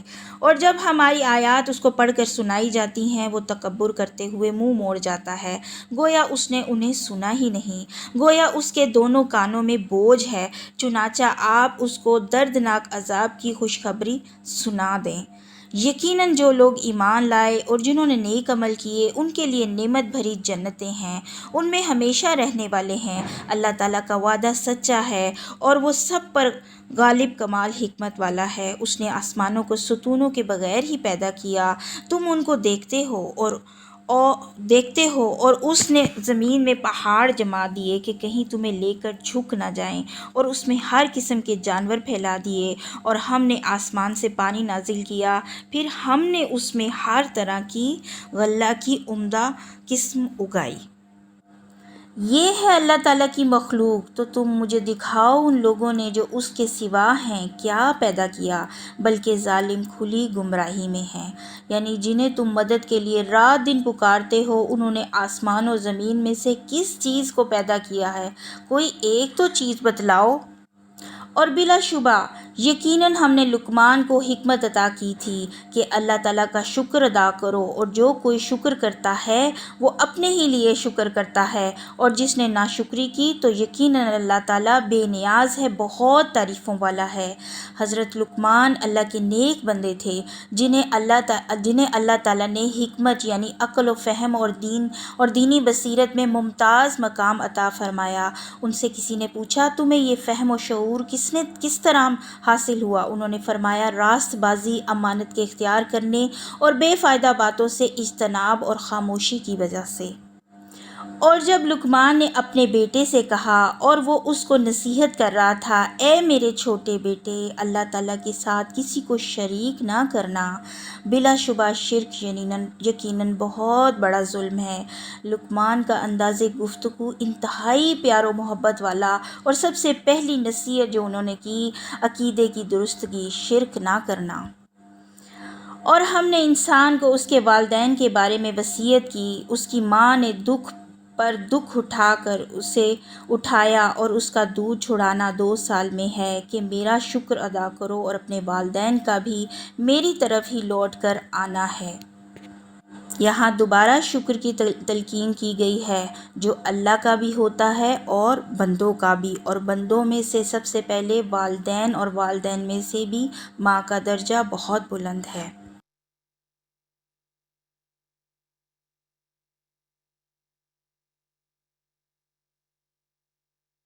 جاہداک علی ان تشرک بی ما لیس لک بہ علم فلا تطعہما وصاحبہما فی الدنیا معروفا واتبع سبیل من اناب الی ثم الی مرجعکم فانبئکم بما کنتم تعملون۔ اور اگر وہ دونوں تجھ پر دباؤ ڈالیں کہ میرے ساتھ تو کسی کو شریک کرے جس کا تجھے علم بھی نہیں، پھر ان دونوں کی اطاعت نہ کرنا، اور دنیا میں ان دونوں کے ساتھ اچھے طریقے سے رہو اور اس کے راستے پر چلو۔ یعنی کس کے راستے پہ؟ نبی صلی اللہ علیہ وآلہ وسلم کے راستے پہ، جو اللہ تک پہنچاتا ہے۔ کیا فرمایا جا رہا ہے؟ اور اس کے راستے پر چلو جس نے میری طرف رجوع کیا، پھر میری ہی طرف تمہارا پلٹنا ہے، تو میں تمہیں بتاؤں گا جو کچھ تم عمل کیا کرتے تھے۔ اے میرے چھوٹے بیٹے، اگر کوئی چیز رائی کے دانے کے وزن کی ہو، بس وہ کسی چٹان میں ہو یا آسمانوں میں ہو یا زمین میں، تو اللہ تعالیٰ اس کو لے آئے گا۔ یقیناً اللہ تعالیٰ بڑا باریک بین، پوری خبر رکھنے والا ہے۔ سبق کیا ملا؟ انسان اچھا یا برا کام کتنا بھی چھپ کر کرے، اللہ سے چھپ نہیں سکتا۔ حدیث کا مفہوم ہے، نبی صلی اللہ علیہ وآلہ وسلم نے فرمایا، اگر تم میں سے کوئی شخص بے سوراخ کے پتھر میں بھی عمل کرے گا جس کا کوئی دروازہ نہ ہو، کھڑکی نہ ہو، اللہ اسے لوگوں پر ظاہر فرما دے گا، چاہے وہ کیسا بھی عمل ہو۔ پھر فرمایا، اے میرے چھوٹے بیٹے، نماز قائم کرو اور نیکی کا حکم دو اور برائی سے روکو، اور جو مصیبت بھی تم پر آئے اس پر صبر کرو، یقیناً یہ بڑے ہمت کے کاموں میں سے ہے۔ اور لوگوں سے منہ پھیر کر بات نہ کرو، یعنی تکبر نہ کرو، اور زمین میں اکڑ کر نہ چلو، یقیناً اللہ تعالیٰ کسی خود پسند فخر کرنے والے سے محبت نہیں کرتا۔ یعنی ایسی چال نہ چلو کہ جس سے مال و دولت، منصب یا قوت و طاقت کی وجہ سے فخر و غرور کا اظہار ہوتا ہو۔ نبی صلی اللہ علیہ وآلہ وسلم نے اپنے سینے کی طرف اشارہ کرتے ہوئے فرمایا، 3 مرتبہ کہا کہ تقویٰ یہاں ہے، تقویٰ یہاں ہے، تقویٰ یہاں ہے۔ کسی آدمی کے برا ہونے کے لیے یہی کافی ہے کہ وہ اپنے مسلمان بھائی کو حقیر سمجھے۔ جو دوسروں کو حقیر سمجھتا ہے، دراصل اللہ کی نگاہ میں وہ خود حقیر ہے۔ اور اپنی چال میں اعتدال اختیار کرو اور اپنی آواز کو پست رکھو، بے شک سب سے بری یقیناً گدھوں کی آواز ہے۔ آواز بلند کب ہوتی ہے؟ جب انسان دوسری آوازوں کو دبانا چاہتا ہے، جب خود کو بڑی چیز سمجھتا ہے کہ سب اسی کو سنیں، جب اس کی بات میں دم نہیں ہوتا تو زور سے بول کر خود کو منوانا چاہتا ہے۔ اونچا بولنے، چیخنے چلانے کو یہاں گدھے کی آواز سے تشبیہ دی گئی ہے۔ اس کا مفہوم ہے، گدھے کی آواز سنو تو شیطان سے پناہ مانگو۔ کیا تم نہیں دیکھتے یقیناً اللہ تعالیٰ نے تمہارے کام میں لگا دیا ہے جو کچھ آسمانوں میں ہے اور جو کچھ زمین میں ہے، اور اس نے اپنی کھلی اور چھپی نعمتیں تم پر پوری کر دی ہیں، اور لوگوں میں سے کوئی ہے جو اللہ تعالیٰ کے بارے میں بغیر کسی علم اور بغیر کسی ہدایت اور بغیر کسی روشن کتاب کے جھگڑا کرتا ہے۔ جھگڑا کس بات پر؟ توحید پر، اللہ کی صفات کے بارے میں جھگڑا کرتا ہے۔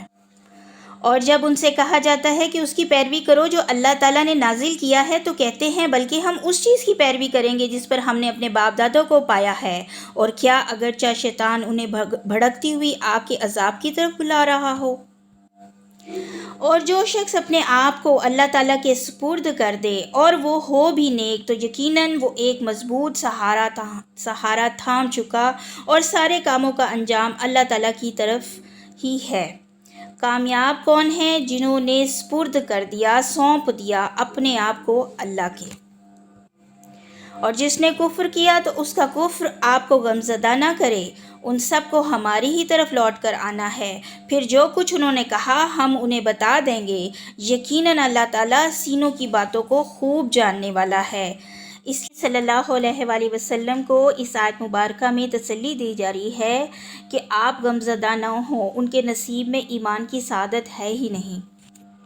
آگے فرمایا جا رہا ہے ہم انہیں بہت تھوڑا سامان دے رہے ہیں، پھر ہم انہیں ایک بہت سخت عذاب کی طرف مجبور کر کے لے جائیں گے۔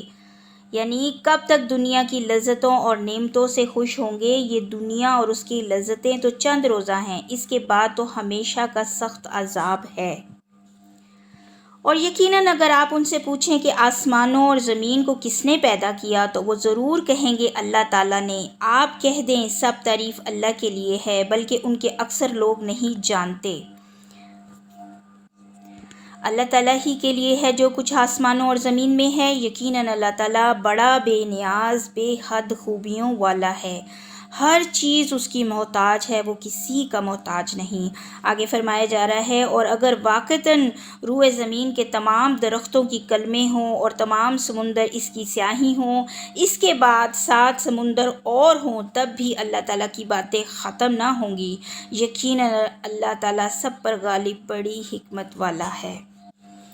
تم سب انسانوں کا پیدا کرنا اور تمہارا دوبارہ اٹھانا ایک ہی نفس جیسا ہے۔ یقیناً اللہ تعالیٰ سب کچھ سننے والا، سب کچھ دیکھنے والا ہے۔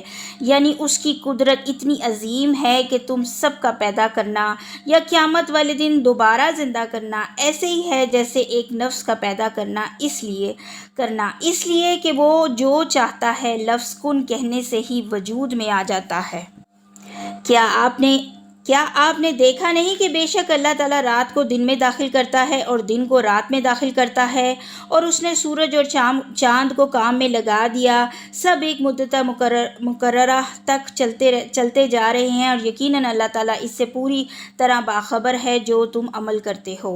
یہ اس لیے ہے کہ یقیناً وہی اللہ تعالیٰ ہی حق ہے، اور یقیناً اس کے سوا جن کو وہ پکارتے ہیں وہی باطل ہے، اور یقیناً اللہ تعالیٰ ہی بے حد بلند، بے حد بڑا ہے۔ کیا آپ نہیں دیکھتے کہ یقیناً کشتیاں سمندر میں اللہ تعالیٰ کے فضل سے چلتی ہیں تاکہ وہ تمہیں اپنی کچھ نشانیاں دکھائے؟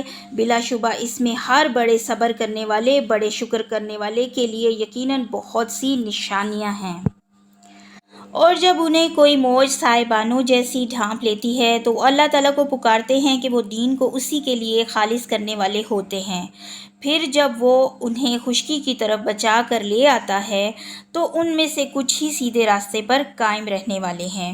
مومن، مخلص مومن جو ہوتا ہے وہ اپنا عہد کبھی نہیں توڑتا اور نہیں انکار کرتا ہماری آیات کا، مگر جو نہایت عہد توڑنے والا بے حد ناشکرا ہے۔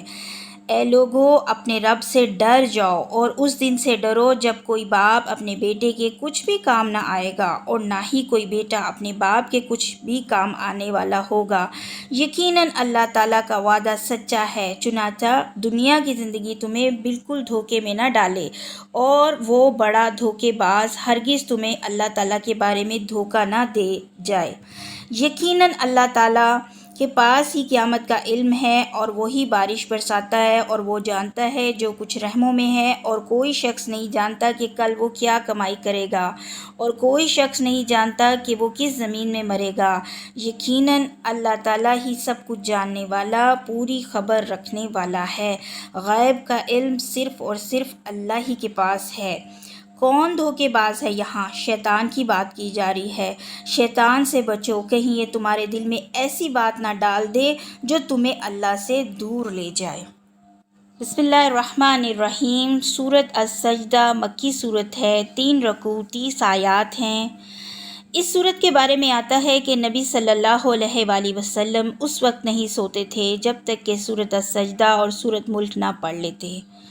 اس صورت میں آیت سجدہ بھی ہے، اور اللہ کے حضور جھکنے اور خشوع خضوع سے کام لینے کا سبق بھی ہے۔ آئیے دیکھتے ہیں کہ ہمیں کیا فرمایا جا رہا ہے۔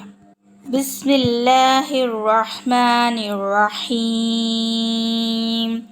الف لام میم۔ تنزیل الکتاب لا ریب فیہ من رب العالمین۔ ام یقولون افتراہ بل هو الحق من ربک لتنذر قوما ما آتاهم من نذیر من قبلک لعلهم یہتدون۔ الف لام میم۔ اس کتاب کا نازل کرنا جس میں کوئی شک نہیں جہانوں کے رب کی طرف سے ہے، یا وہ لوگ کہتے ہیں کہ اس نے یہ گھر رکھا ہے، بلکہ وہ تیرے رب کی جناب سے حق ہے، تاکہ آپ خبردار کریں ایسی قوم کو، یعنی قریش کو، جن کے پاس آپ سے پہلے کوئی خبردار کرنے والا نہیں آیا، تاکہ وہ ہدایت پا جائیں۔ اللہ تعالیٰ ہی ہے جس نے آسمانوں اور زمین کو اور ان دونوں کے درمیان کو 6 دنوں میں پیدا کیا، پھر وہ عرش پر بلند ہوا، اس کے سوا تمہارا نہ کوئی سرپرست ہے اور نہ کوئی سفارشی، تو کیا تم نصیحت حاصل نہیں کرتے؟ کیا نصیحت؟ اللہ کی قدرت، طاقت، بادشاہت دیکھ کر بھی بات سمجھ نہیں آتی کہ اس کے سوا ہمارا کوئی اور سرپرست نہیں ہے۔ وہ آسمان سے زمین تک ہر کام کی تدبیر کرتا ہے، پھر وہ کام ایک دن میں اس کی طرف اوپر جاتا ہے جس کی مقدار 1000 سال ہے۔ اس میں سے جو تم شمار کرتے ہو، وہی ہر غائب اور حاضر کو جاننے والا ہے، سب پر غالب، نہایت رحم والا ہے۔ قرآن و سنت سے ہمیں پتہ چلتا ہے کہ قیامت کا دن 50,000 سال کے برابر ہوگا، اور فرشتے جس طرح آسمان و زمین کے بیچ میں آتے جاتے ہیں، اگر انسان کو اس طرح آنا جانا پڑے تو 1000 سال لگ جائیں۔ اللہ تعالیٰ کا مزید قدرت کے بارے میں بتایا جا رہا ہے، جس نے ہر چیز کو اچھا بنایا جو اس نے پیدا کی، اور اس نے انسان کی تخلیق کی ابتدا تھوڑے سے گارے سے کی، پھر اس نے اس کی نسل ایک حقیر پانی کے خلاصے سے بنائی، پھر اس کو درست کیا، اور اس نے اس میں اپنی روح پھونکی، اور اس نے تمہارے کان، آنکھیں اور دل بنائے، تم لوگ بہت کم شکر ادا کرتے ہو۔ اور انہوں نے کہا کہ کیا جب ہم زمین میں گم ہو جائیں گے، کیا واقعی ہم ضرور نئی پیدائش میں ہوں گے؟ بلکہ وہ اپنے رب کی ملاقات کا انکار کرنے والے ہیں۔ اللہ تعالیٰ نے جہاں ہمارے لیے بے شمار نعمتیں ہمیں عطا کی ہیں، وہاں پر خاص طور پر کان کا، دل کا اور آنکھوں کا ذکر کیا۔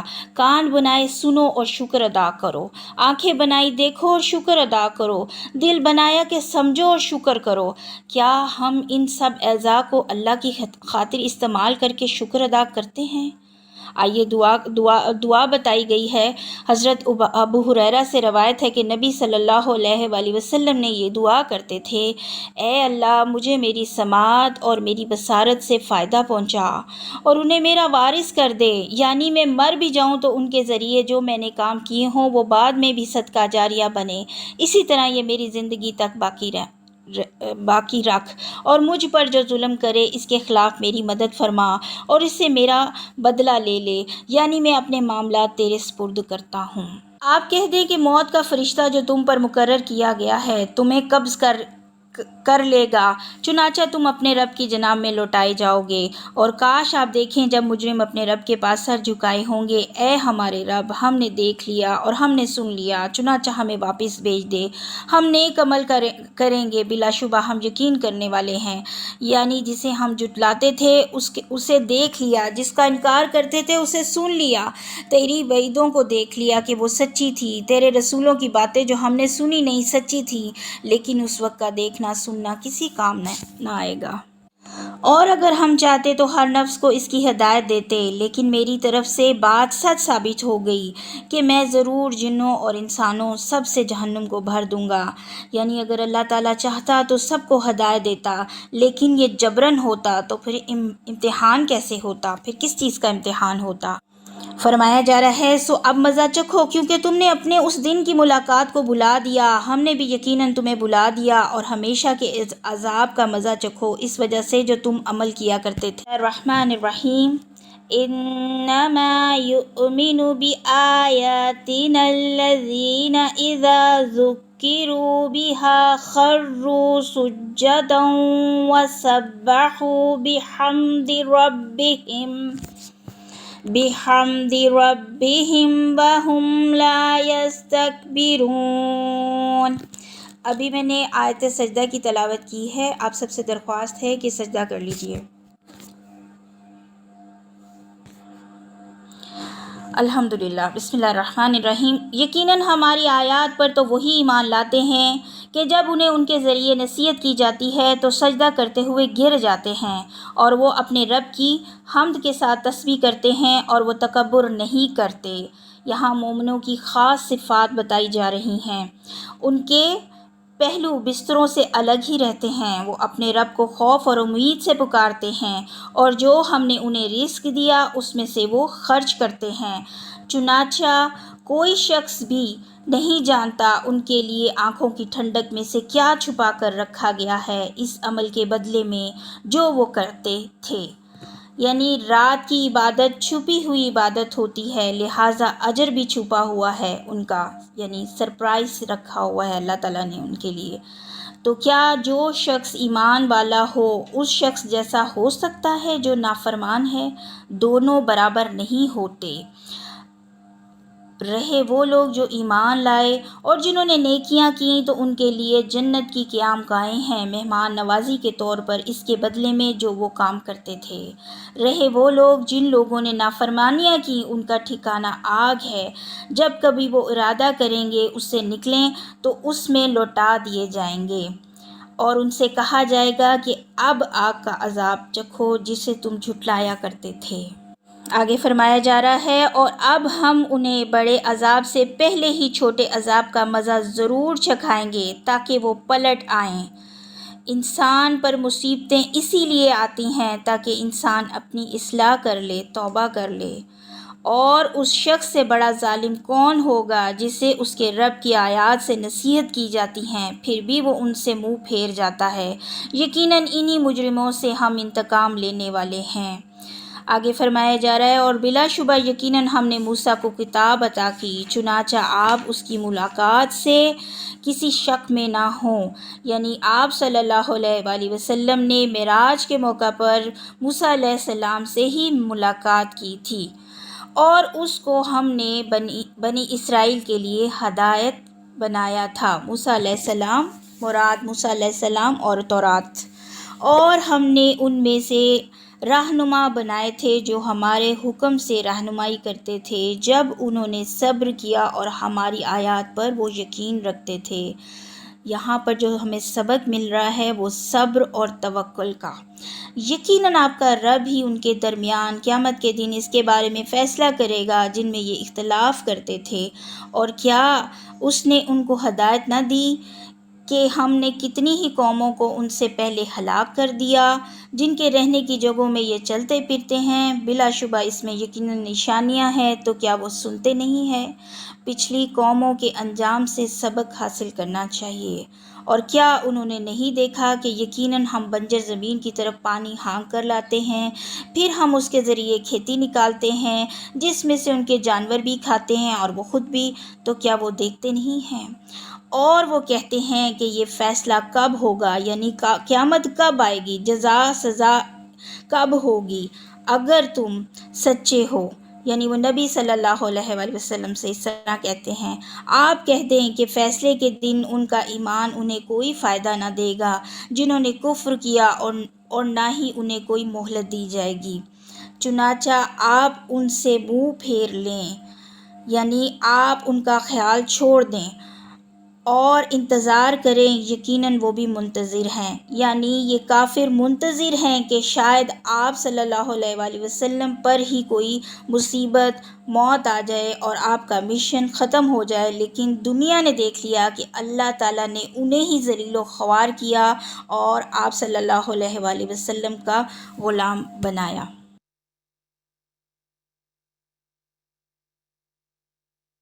سورۃ الاحزاب مدنی صورت ہے، 9 رکوع 73 آیات ہیں۔ مکی صورتوں میں خوف الہی اور خوف آخرت پر زور دیا گیا ہے، اور مدنی صورتوں میں ہمیں شریعت کے احکام ملتے ہیں۔ اس صورت میں غزوہ احزاب اور غزوہ بنو قریظہ کا بھی ذکر ہے۔ نبی صلی اللہ علیہ وآلہ وسلم کے گھرانے اور آپ صلی اللہ علیہ وآلہ وسلم کی ذات کے بارے میں کئی احکامات بتائے گئے ہیں۔ اس کے علاوہ جاہلی عادات کا خاتمہ کیا گیا ہے، مثلاً وراثت، حجاب کے احکام اس میں موجود ہیں۔ سورۃ نور کا جوڑا ہے یہ سورۃ الاحزاب۔ آئیے دیکھتے ہیں اس سورت میں مزید ہمیں کیا رہنمائی ملتی ہے۔ بسم اللہ الرحمن الرحیم۔ یا ایہا النبی اتق اللہ ولا تطع الکافرین والمنافقین ان اللہ کان علیما حکیما واتبع ما یوحی الیک من ربک ان اللہ کان بما تعملون خبیرا۔ فرمایا جا رہا ہے، اے نبی آپ اللہ تعالیٰ سے ڈر جاؤ۔ غور کیجئے، نبی صلی اللہ علیہ وآلہ وسلم جیسی ہستی کو تقویٰ کا حکم دیا جا رہا ہے، جن کی ساری زندگی تقویٰ کے ساتھ گزری، انہیں کہا جا رہا ہے، تو پھر ہم سب کے لیے کیا سبق ہے؟ فرمایا جا رہا ہے، اور کافروں اور منافقوں کی اطاعت نہ کرو، یقیناً اللہ تعالیٰ سب کچھ جاننے والا ہے، کمال حکمت والا ہے۔ یعنی کافروں اور منافقوں کی وہ باتیں نہ مانیں جو اللہ کے حکم کے خلاف ہیں، کیونکہ اللہ کے جو احکام ہیں وہ زیادہ فائدہ مند ہیں بنسبت ان کی باتوں کے۔ آگے فرمایا جا رہا ہے، اور اس کی پیروی کرو جو آپ کے رب کی طرف سے آپ پر وحی کی جاتی ہے۔ اللہ تعالیٰ یقیناً اس کی ہمیشہ سے پوری طرح خبر رکھنے والا ہے جو تم عمل کرتے ہو، اور اللہ تعالیٰ پر بھروسہ رکھو، اور اللہ تعالیٰ ہی کارساز کافی ہے۔ آگے فرمایا جا رہا ہے، اللہ تعالیٰ نے کسی شخص کے سینے میں 2 دل نہیں رکھے، اور نہ ہی اس نے تمہاری ان بیویوں کو جن سے تم زہار کرتے ہو تمہاری مائیں بنا دیا ہے، اور نہ اس نے تمہارے منہ بولے بیٹوں کو تمہارا حقیقی بیٹا بنایا ہے۔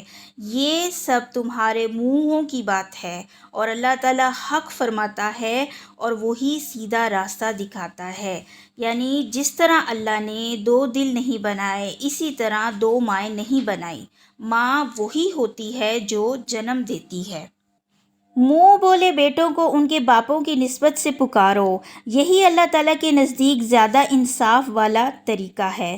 چنانچہ اگر تم ان کے باپوں کو نہیں جانتے تو وہ تمہارے دینی بھائی اور تمہارے دوست ہیں، اور تم پر کوئی گناہ نہیں جس میں تم نے غلطی کی ہے، لیکن جس کا تمہارے دلوں نے ارادہ کیا، اور اللہ تعالیٰ ہمیشہ سے بے حد بخشنے والا، نہایت رحم والا ہے۔ یہاں بہت اہم مسئلہ پتہ چل رہا ہے کہ لے پالک یعنی اڈاپشن کی وجہ سے ولدیت نہیں بدلنی چاہیے، یعنی جب کوئی بچہ اڈاپٹ کیا جائے تو باپ کا نام نہیں بدلنا بولنا چاہیے، اگر نام معلوم نہ ہو تو فرضی نام رکھ لینا چاہیے۔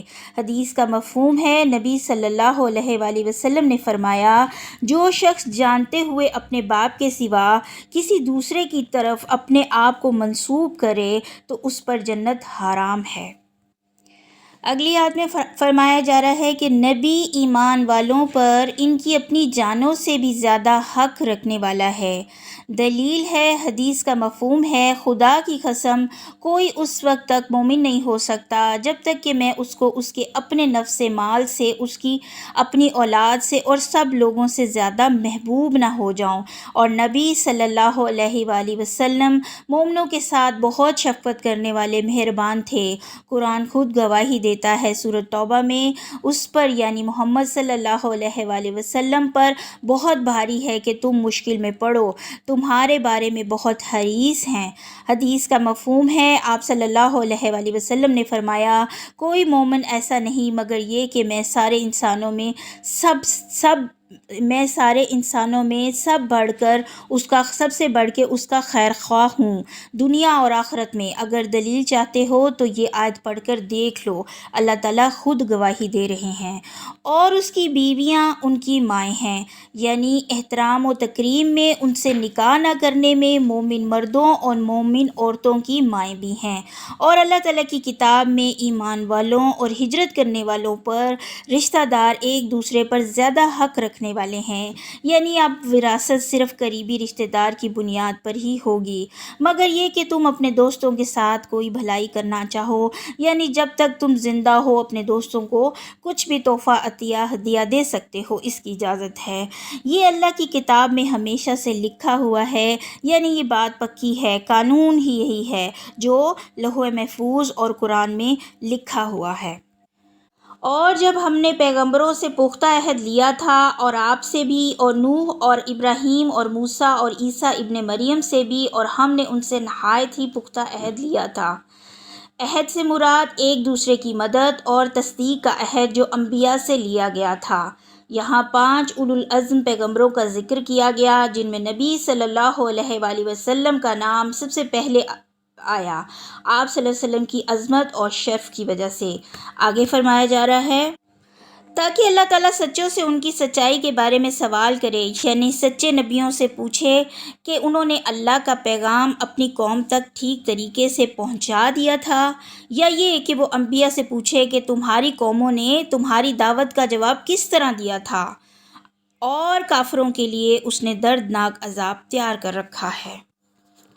اے لوگو جو ایمان لائے ہو، اپنے اوپر اللہ تعالیٰ کی نعمت کو یاد کرو جب تم پر فوجیں چڑھ آئیں، چنانچہ ہم نے ان پر آندھی بھیج دی اور ایسے لشکر جنہیں تم نے نہیں دیکھا تھا، اور جو کچھ تم کر رہے ہو اللہ تعالیٰ اسے ہمیشہ سے خوب دیکھنے والا ہے۔ اشارہ ہے غزوہ خندق، جس کو غزوہ احزاب بھی کہا جاتا ہے۔ جب وہ تمہارے اوپر سے تم پر چڑھ آئے اور تمہارے نیچے سے بھی، اور جب آنکھیں پھر گئیں اور جب دل حلق تک پہنچ گئے اور تم اللہ تعالیٰ کے بارے میں طرح طرح کے گمان کرنے لگے، اس وقت مومن خوب آزمائے گئے اور ہلا مارے گئے، سخت ہلایا جانا، یعنی مسلمانوں کو خوف قتال، بھوک اور محاصرے میں مبتلا کرنے کا مقصد یہ تھا کہ ان کو جانچا جائے، پرکھا جائے، تاکہ منافق الگ ہو جائیں۔ اور جب منافق اور وہ لوگ جن لوگوں کے دلوں میں بیماری تھی کہہ رہے تھے کہ اللہ تعالیٰ اور اس کے رسول نے ہم سے جو وعدہ کیا تھا وہ فریب کے سوا کچھ نہ تھا، اور جب ان میں سے ایک گروہ نے کہا، اے اہل یثرب، تمہارے لیے کوئی ٹھہرنا نہیں ہے، چنانچہ لوٹ جاؤ، اور ان میں سے ایک گروہ نبی سے اجازت مانگتا تھا، وہ کہہ رہے تھے کہ یقیناً ہمارے گھر غیر محفوظ ہیں، حالانکہ وہ ہرگز غیر محفوظ نہ تھے، وہ بھاگنے کے سوا اور کچھ ارادہ نہ کر رہے تھے، یعنی وہ بہانے کر کے جنگ سے بھاگنا چاہتے تھے۔ اور اگر مدینہ کے اطراف سے ان پر کوئی دشمن گھس آتا، پھر ان سے فتنہ برپا یعنی جنگ کرنے کا سوال کیا جاتا، تو وہ اسے ضرور کر گزرتے اور اس سے دیر نہ کرتے مگر تھوڑی، یعنی اگر مسلمانوں کو ختم کرنے کے لیے جنگ ہوتی تو یہ دیر نہ لگاتے، فوراً آتے، سوچنے کا وقت بھی نہ لیتے۔ بلا شبہ وہ اللہ تعالیٰ سے یقیناً عہد کر چکے تھے کہ وہ پیٹھ نہ دکھائیں گے، اور اللہ تعالیٰ کا عہد ہمیشہ سے پوچھا جانے والا ہے۔ قل لن ينفعكم الفرار إن فررتم من الموت أو القتل وإذ لا تمتعون إلا قليلا۔ آپ کہہ دیں کہ اگر موت یا قتل سے بھاگو تو یہ فرار تمہیں ہرگز فائدہ نہیں دے گا، اور تب تمہیں بہت ہی تھوڑا فائدہ پہنچایا جائے گا، یعنی موت سے کسی صورت فرار نہیں ہے۔ اگر میدان جنگ سے بھاگ کر آ بھی جاؤ گے تو کیا فائدہ، کچھ عرصے بعد موت کا پیالہ تو پھر بھی پینا ہی پڑے گا۔ سبق کیا ملا ہمیں کہ اگر ہم اس حقیقت کو تسلیم کر لیں کہ موت سے بھاگنا ناممکن ہے تو ہماری زندگی کا طرز عمل بدل جائے گا۔ ہم پھر دنیا کی نہیں آخرت کی زیادہ فکر کریں گے، دنیا کی نعمتیں ہمیں حقیر لگنے لگیں گی، اور پھر ہم ان کے لیے نہیں جئیں گے، بلکہ ہم ان نعمتوں کو اللہ کی راہ میں لگا کر آخرت کمانے میں لگ جائیں گے۔ اللہ سے دعا ہے کہ وہ ہمارے دل میں آخرت کی فکر ڈال دے جو کبھی کم نہ ہو، آمین ثم آمین۔ آگے فرمایا جا رہا ہے، آپ کہہ دیں کہ کون ہے جو تمہیں اللہ تعالیٰ سے بچا سکتا ہو اگر وہ تمہیں نقصان پہنچانے کا ارادہ کر لے یا تم پر رحمت کرنے کا ارادہ کر لے، اور وہ اللہ تعالیٰ کے سوا اپنا کوئی دوست اور کوئی مددگار نہیں پائیں گے، یعنی تمہیں ہلاک کرنا، بیمار کرنا، یا مال و جائیداد میں نقصان پہنچانا، یا قحط سالی میں مبتلا کرنا چاہے تو کون ہے جو تمہیں اللہ کے عذاب سے بچا سکے؟ کوئی بھی نہیں، کسی کے پاس اتنی طاقت قدرت نہیں، یا اللہ کسی پر اپنا فضل کرنا چاہے تو کون ہے جو اللہ کو اس کام سے روکے؟ کوئی بھی نہیں۔ لہٰذا اللہ کے فضل کو، اللہ کے عذاب کو اللہ کے سوا کوئی نہیں روک سکتا۔ تو سوال یہ پیدا ہوتا ہے تو پھر ہم کیوں کسی سے ڈریں، کیوں کسی اور کو مانیں یا اللہ کے برابر سمجھیں؟ نہ کوئی پیر، نہ کوئی فقیر، نہ ہی کوئی عالم، کوئی بھی اللہ کا مقابلہ نہیں کر سکتا۔ آیت میں فرمایا جا رہا ہے، یقیناً تم میں رکاوٹیں ڈالنے والوں کو اللہ تعالیٰ خوب جانتا ہے، اور وہ اپنے بھائیوں سے کہنے والوں کو کہ ہماری طرف آؤ، اور وہ لڑائی میں کم ہی آتے ہیں۔ یہاں منافقین کی بات کی جا رہی ہے کہ ان کے ہر عمل سے اللہ خوب واقف ہے۔ پھر فرمایا جا رہا ہے کہ تمہارے بارے میں سخت بخیل ہیں، چنانچہ جب کوئی خوف آ جائے تو آپ انہیں دیکھتے ہیں کہ وہ آپ کی طرف دیکھتے ہیں، ان کی آنکھیں اس شخص کی طرح گھومتی ہیں جس پر موت کی غشی طاری کی جا رہی ہو، یعنی ان کی شکلیں ایسی ہوتی ہیں جیسے مرنے والے پر نزا کا وقت ہوتا ہے۔ پھر جب چلا جاتا ہے خوف، یعنی جب حالات نارمل ہو جاتے ہیں، تو مال کی حریص ہو کر تیز زبانوں کے ساتھ آپ کو تکلیف دیتے ہیں، یعنی یہ اپنی زبان کی تیز تراری سے زیادہ مال حاصل کرنے کی کوشش کرتے ہیں۔ یہ لوگ ایمان نہیں لائے، یعنی ان کا ایمان قابل قبول نہیں، ان کے دلوں میں منافقت، کفر و عناد ہے، تو اللہ تعالیٰ نے ان کے اعمال ضائع کر دیے، جو تھوڑے بہت انہوں نے نیک اعمال کیے وہ سب ضائع ہو گئے، اور یہ اللہ تعالیٰ پر ہمیشہ سے بہت ہی آسان ہے۔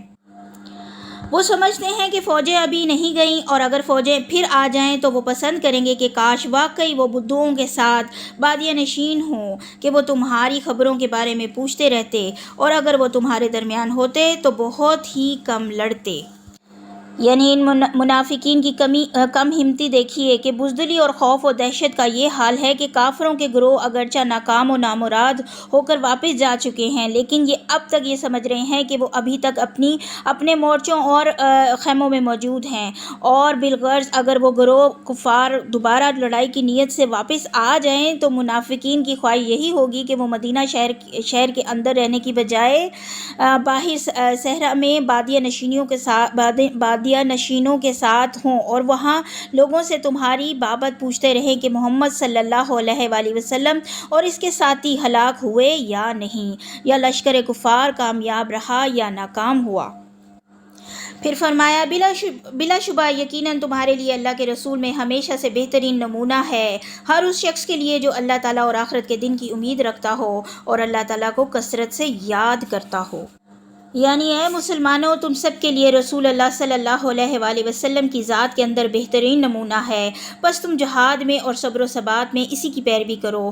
ہمارا یہ پیغمبر جہاد میں بھوکا رہا، حتیٰ کہ اسے پیٹ پر پتھر باندھنے پڑے، اس کا چہرہ زخمی ہو گیا، اس کا رباعی دان ٹوٹ گیا، خندق اپنے ہاتھوں سے کھودی، اور تقریباً 1 مہینہ دشمن کے سامنے سینہ سپر رہا۔ یہ آیت اگرچہ جنگ احزاب کے ضمن میں نازل ہوئی ہے، جس میں جنگ کے موقع پر بطور خاص نبی صلی اللہ علیہ वसल्लम के उसवा हुस्ना को सामने रखने और इसके इक्तदा करने का हुक्म दिया गया है, लेकिन ये हुक्म आम है, यानी आप सल्लल्लाहु अलैहि वसल्लम के तमाम अक़वाल, अफ़ाल और अहवाल में मुसलमानों के लिए आपकी इक्तदा ज़रूरी है, चाहे इनका ताल्लुक़ इबादत से हो या मुआशरत से हो, मईशत से हो या सियासत से हो। ज़िंदगी के हर शोबे में आपकी हदायत वाजिबुल इत्तिबा है। और इस आयत से ये बात वाज़िया हो गई है कि नबी सल्लल्लाहु अलैहि वसल्लम को वही अपनाएगा जो आखिरत में अल्लाह की मुलाकात पर यकीन रखता हो और कसरत से अल्लाह का ज़िक्र करता हो। मगर अफसोस कि आज ना ही हम कसरत से अल्लाह का ज़िक्र करते हैं और ना ही हमें आखिरत की मरने की फ़िक्र है, बस दुनिया और दुनिया की लज़्ज़तें और दुनिया के काम। अल्लाह ताला हमारे दिलों में सच्चा ईमान डाल दे, दुनिया की फ़िक्र निकाल कर आखिरत की फ़िक्र डाल दे और नबी सल्लल्लाहु अलैहि वसल्लम की सुन्नत की पैरवी की तौफ़ीक अता फ़रमाए। आमीन सुम्मा आमीन। फिर फरमाया जा रहा है, और जब ईमान वालों ने फ़ौजों को देखा तो उन्होंने कहा, ये वही चीज़ है जिसका अल्लाह ताला और उसके रसूल ने हमसे वादा किया था, और अल्लाह ताला और उसके रसूल ने सच कहा और उस चीज़ ने उनके ईमान और इताअत में इजाफ़ा ही किया। यहाँ इस आयत में यहाँ पर कंपैरिजन कर दिया गया कि मुनाफिक जब इम्तिहान को देखता है तो जान बचाता है, भागता है, हीले बहाने करता है, लेकिन इसके बरअक्स मोमिन जब किसी इम्तिहान में होता है तो उसका ईमान और ज़्यादा मजबूत हो जाता है, क्योंकि उसे पता होता है, यकीन होता है कि वो आजमाया जाएगा। लेकिन ये आजमाइश के साथ सच्चे मोमिन को ये भी यकीन होता है कि वो अकेला नहीं, अल्लाह उसके साथ है और वो अपने रब की मदद और रहमत से इस इम्तिहान से कामयाब निकलेगा। ये है फ़र्क सोच का एक मोमिन और मुनाफिक की। फिर फरमाया जा रहा है कि मोमिनों में बाज़ ऐसे भी हैं जिन्होंने सच किया जो उन्होंने अल्लाह ताला से अहद किया था, चुनाचा उनमें से कुछ ने अपनी नज़र पूरी कर दी है और उनमें से हैं जो इंतज़ार कर रहा है और उन्होंने कुछ भी तब्दीली नहीं की, ज़रा भी तब्दीली करना। ये आयत इन बाज़ सहाबा के बारे में नाजिल हुई है जिन्होंने इस मौके पर जानिसारी के अजीब व गरीब जोहर दिखाए थे, और इन्हीं में वो सहाबा भी शामिल हैं जो जंग बदर में शरीक ना हो सके थे, लेकिन उन्होंने ये अहद कर रखा था कि अब आइंदा कोई मार्का पेश आया तो जहाद में भरपूर हिस्सा लेंगे, जैसे नज़र बिन अनस रज़ी अल्लाह ताला अन्हो वगैरह जो बिलाखिर लड़ते हुए जंगे ओहद में शहीद हुए। इनके जिस्म पर तलवार, नेज़े और तीरों के 80 से ऊपर ज़ख्म थे। शहादत के बाद इनकी हमशीरा ने इन्हें उनकी उंगली के पोरों से पहचाना। मुस्नद अहमद की ये रवायत है। फिर फरमाया जा रहा है, ताकि अल्लाह ताला सच्चों को उनकी सच्चाई की जज़ा दे और मुनाफिकों को अगर चाहे तो अजाब दे या उनकी तौबा कबूल फरमाए। यकीनन अल्लाह ताला हमेशा से बेहद बख्शने वाला, नहायत रहम वाला है। आगे फरमाया जा रहा है, और जिन लोगों ने कुफ्र किया अल्लाह ताला ने उन्हें उनके गुस्से के साथ ही लौटा दिया, वो कोई फ़ायदा हासिल ना कर सके, और मोमिनों की तरफ से कताल में अल्लाह ताला काफ़ी हो गया, और अल्लाह ताला हमेशा से बड़ी कुव्वत वाला, सब पर गालिब है। यानी यहाँ लश्करों की तरफ इशारा है कि वो सारे के सारे नाउमीद गज़ब के साथ वापस लौटे, उनके कुछ हाथ ना आया और वो अपने मकसद में नाकाम हुए। सवाल ये है कि अल्लाह ताला काफ़ी हो गया। अल्लाह ताला काफ़ी हो गया, इससे मुराद ये है कि यानी मुसलमानों को उनसे लड़ने की ज़रूरत ही पेश नहीं आई, बल्कि अल्लाह ताला ने हवा और फरिश्तों के ज़रिए से अपने मोमिन बंदों की मदद फरमाई। फिर फरमाया जा रहा है, और अहले किताब में से जिन लोगों ने काफरों की मदद की, अल्लाह ताला इन्हें उनके किलों से उतार लाया और उसने उनके दिलों में रौब डाल दिया, और इनके एक गिरोह को तुम कत्ल कर रहे थे और दूसरे गिरोह को तुम कैद कर रहे थे। अब यहाँ बनु कुरैज़ा का जिक्र किया गया है। फिर फरमाया जा रहा है कि और उसने तुम्हें उनकी ज़मीन का और उनके घरों का और उनके मालों का और उस ज़मीन का वारिस बना दिया जिसको तुमने पामाल नहीं किया, और अल्लाह ताला हमेशा से हर चीज़ पर पूरी कुदरत रखने वाला है। कदमों ने रोंदा नहीं, इससे मुराद बाज़ ने इससे मुराद खैबर की ज़मीन मुराद ली है, क्योंकि इसके बाद ही 6 हिजरी में सुलह हदीबिया के बाद मुसलमानों ने खैबर फ़तह किया। बाज़ ने कहा कि मक्का और उसके, और बाज़ ने अर्ज़ फ़ारस और रूम को मुराद ली है, और बाज़ के नज़दीक तमाम वो ज़मीनें हैं जो क़यामत तक मुसलमान फ़तह करेंगे, क्योंकि असल कुदरत और ताकत अल्लाह ही की है। फिर फरमाया जा रहा है कि ए नबी, अपनी बीवियों से कह दो कि अगर तुम दुनिया की ज़िंदगी और उसकी ज़ीनत का इरादा रखती हो तो आओ मैं तुम्हें कुछ मालो मता दे दूँ और अच्छे अंदाज से तुम्हें रुखसत कर दूँ। इस आयत का शान नज़ूल ये है कि फतूहात के नतीजे में जब मुसलमानों की हालत पहले की निस्बत कुछ बेहतर हो गई तो अंसार और महाजरीन की औरतों को देखकर अज़वाज मुतहरात ने भी नफ़क़ा में इजाफ़े का मुतालबा کر دیا۔ نبی صلی اللہ علیہ وآلہ وسلم چونکہ نہایت سادگی پسند تھے، اس لیے ازدواج مطہرات کے اس مطالبے پر سخت تکلیف ہوئی اور لہٰذا انہوں نے بیویوں سے علیحدگی اختیار کر لی، جو کہ 1 مہینے تک جاری رہی۔ بالآخر اللہ تعالیٰ نے یہ آیت نازل فرمائی۔ پھر فرمایا گیا، اور اگر تم اللہ تعالیٰ اور اس کے رسول اور آخرت کے گھر کا ارادہ رکھتی ہو تو یقیناً اللہ تعالیٰ نے تم میں سے نیکی کرنے والیوں کے لیے بڑا اجر تیار کر رکھا ہے۔ اے نبی کی بیویوں، تم میں سے جو کھلی بے حیائی کا ارتکاب کرے گی اس کا عذاب دگنا کر دیا جائے گا، اور اللہ تعالیٰ پر یہ کام ہمیشہ سے بہت ہی آسان ہے۔ دگنا عذاب کیوں؟ اللہ کا قانون ہے جتنا قصور اتنی ہی سزا، لیکن ازدواج مطہرات کا مقام بھی عام نہیں، ان کے درجے اور بلندی مقام کی وجہ سے انہیں سزا بھی دگنی بتائی گئی ہے۔ آئیے اب ہم دیکھتے ہیں کہ ہم نے اس پارے سے کیا سیکھا اور کیا سبق حاصل کیا۔ سب سے پہلے تو ہمیں اپنی زندگی میں کمزور سہارے نہیں ڈھونڈنے مکڑی کے جالوں کی طرح، بلکہ صرف اور صرف اللہ ہی کا سہارا ہمارے لیے کافی ہے۔ اس کے بعد کامیابی کی کنجی کیا ہے؟ اللہ پر مکمل بھروسہ اور صبر۔ ہر معاملے میں ہمیں یہ 2 چیزیں اپنانی ہیں۔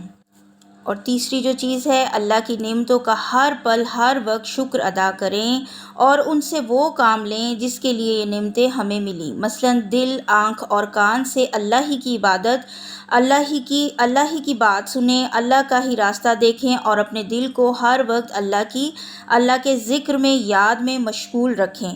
اگر یہ 3 اعضاء درست ہوں تو بندے کے اندر عاجزی خود ہی آ جاتی ہے، اور شکر ادا کرنے کا بہترین طریقہ نماز ہے۔ اور اس پارے سے ہمیں یہ بھی سبق ملتا ہے کہ بچوں کو سب سے پہلے شرک کے بارے میں بتانا چاہیے، اللہ تعالیٰ کی پہچان کرانی چاہیے، عقیدہ مضبوط کرنا چاہیے، پھر اخلاقیات کی تعلیم دینی چاہیے۔ اس کے علاوہ سب سے ضروری چیز والدین کو بچوں کی تربیت محبت اور صبر کے ساتھ کرنی چاہیے۔ نصیحت اس وقت کریں جب وہ نصیحت کو سننا چاہتے ہوں، اور ہر وقت بے جا نصیحت کرنا اپنا اثر کھو دیتی ہے۔ بچوں اور والدین میں اعتماد کا تعلق مضبوط ہونا چاہیے تاکہ وہ والدین کی اور والدین بچوں کی بات کو سمجھ سکیں۔ پھر اس بارے میں ہم نے نبی صلی اللہ علیہ وآلہ وسلم کے بارے میں پڑھا کہ آپ صلی اللہ علیہ وآلہ وسلم کی ذات ہمارے لیے بہترین نمونہ ہے۔ زندگی کے ہر معاملے میں، چاہے وہ عبادت ہو، اخلاق ہو، ایمان ہو، دنیا اور آخرت کے معاملے میں، یعنی اگر ہم ایک خوبصورت اور کامیاب زندگی گزارنا چاہتے ہیں تو اس کے لیے نبی صلی اللہ علیہ وآلہ وسلم کی اطاعت بہت بہت ضروری ہے۔ اسی لیے تو ہم دیکھتے ہیں کہ آپ صلی اللہ علیہ وآلہ وسلم پر طرح طرح کی آزمائشیں آئیں۔ ان کا مقصد یہ تھا کہ ہم لوگوں کو پتہ چلے کہ آزمائشوں کو کیسے فیس کرنا چاہیے۔ سوال یہ ہے کہ آزمائشیں کیوں آتی ہیں؟ ان آزمائشوں کا مقصد کھرے کھوٹے کو علیحدہ کرنا ہوتا ہے اور درجات کا بلند کرنا ہوتا ہے۔ تو اس سے ہمیں یہ بات واضح ہوئی کہ آزمائشیں تو ضرور آئیں گی۔ جب نبی صلی اللہ علیہ وآلہ وسلم جیسی عظیم بلند درجہ ہستی اور ان کی نیک پاک باز ازدواج مطہرات پر آزمائشیں آئیں تو پھر میں اور آپ کیا حیثیت رکھتے ہیں؟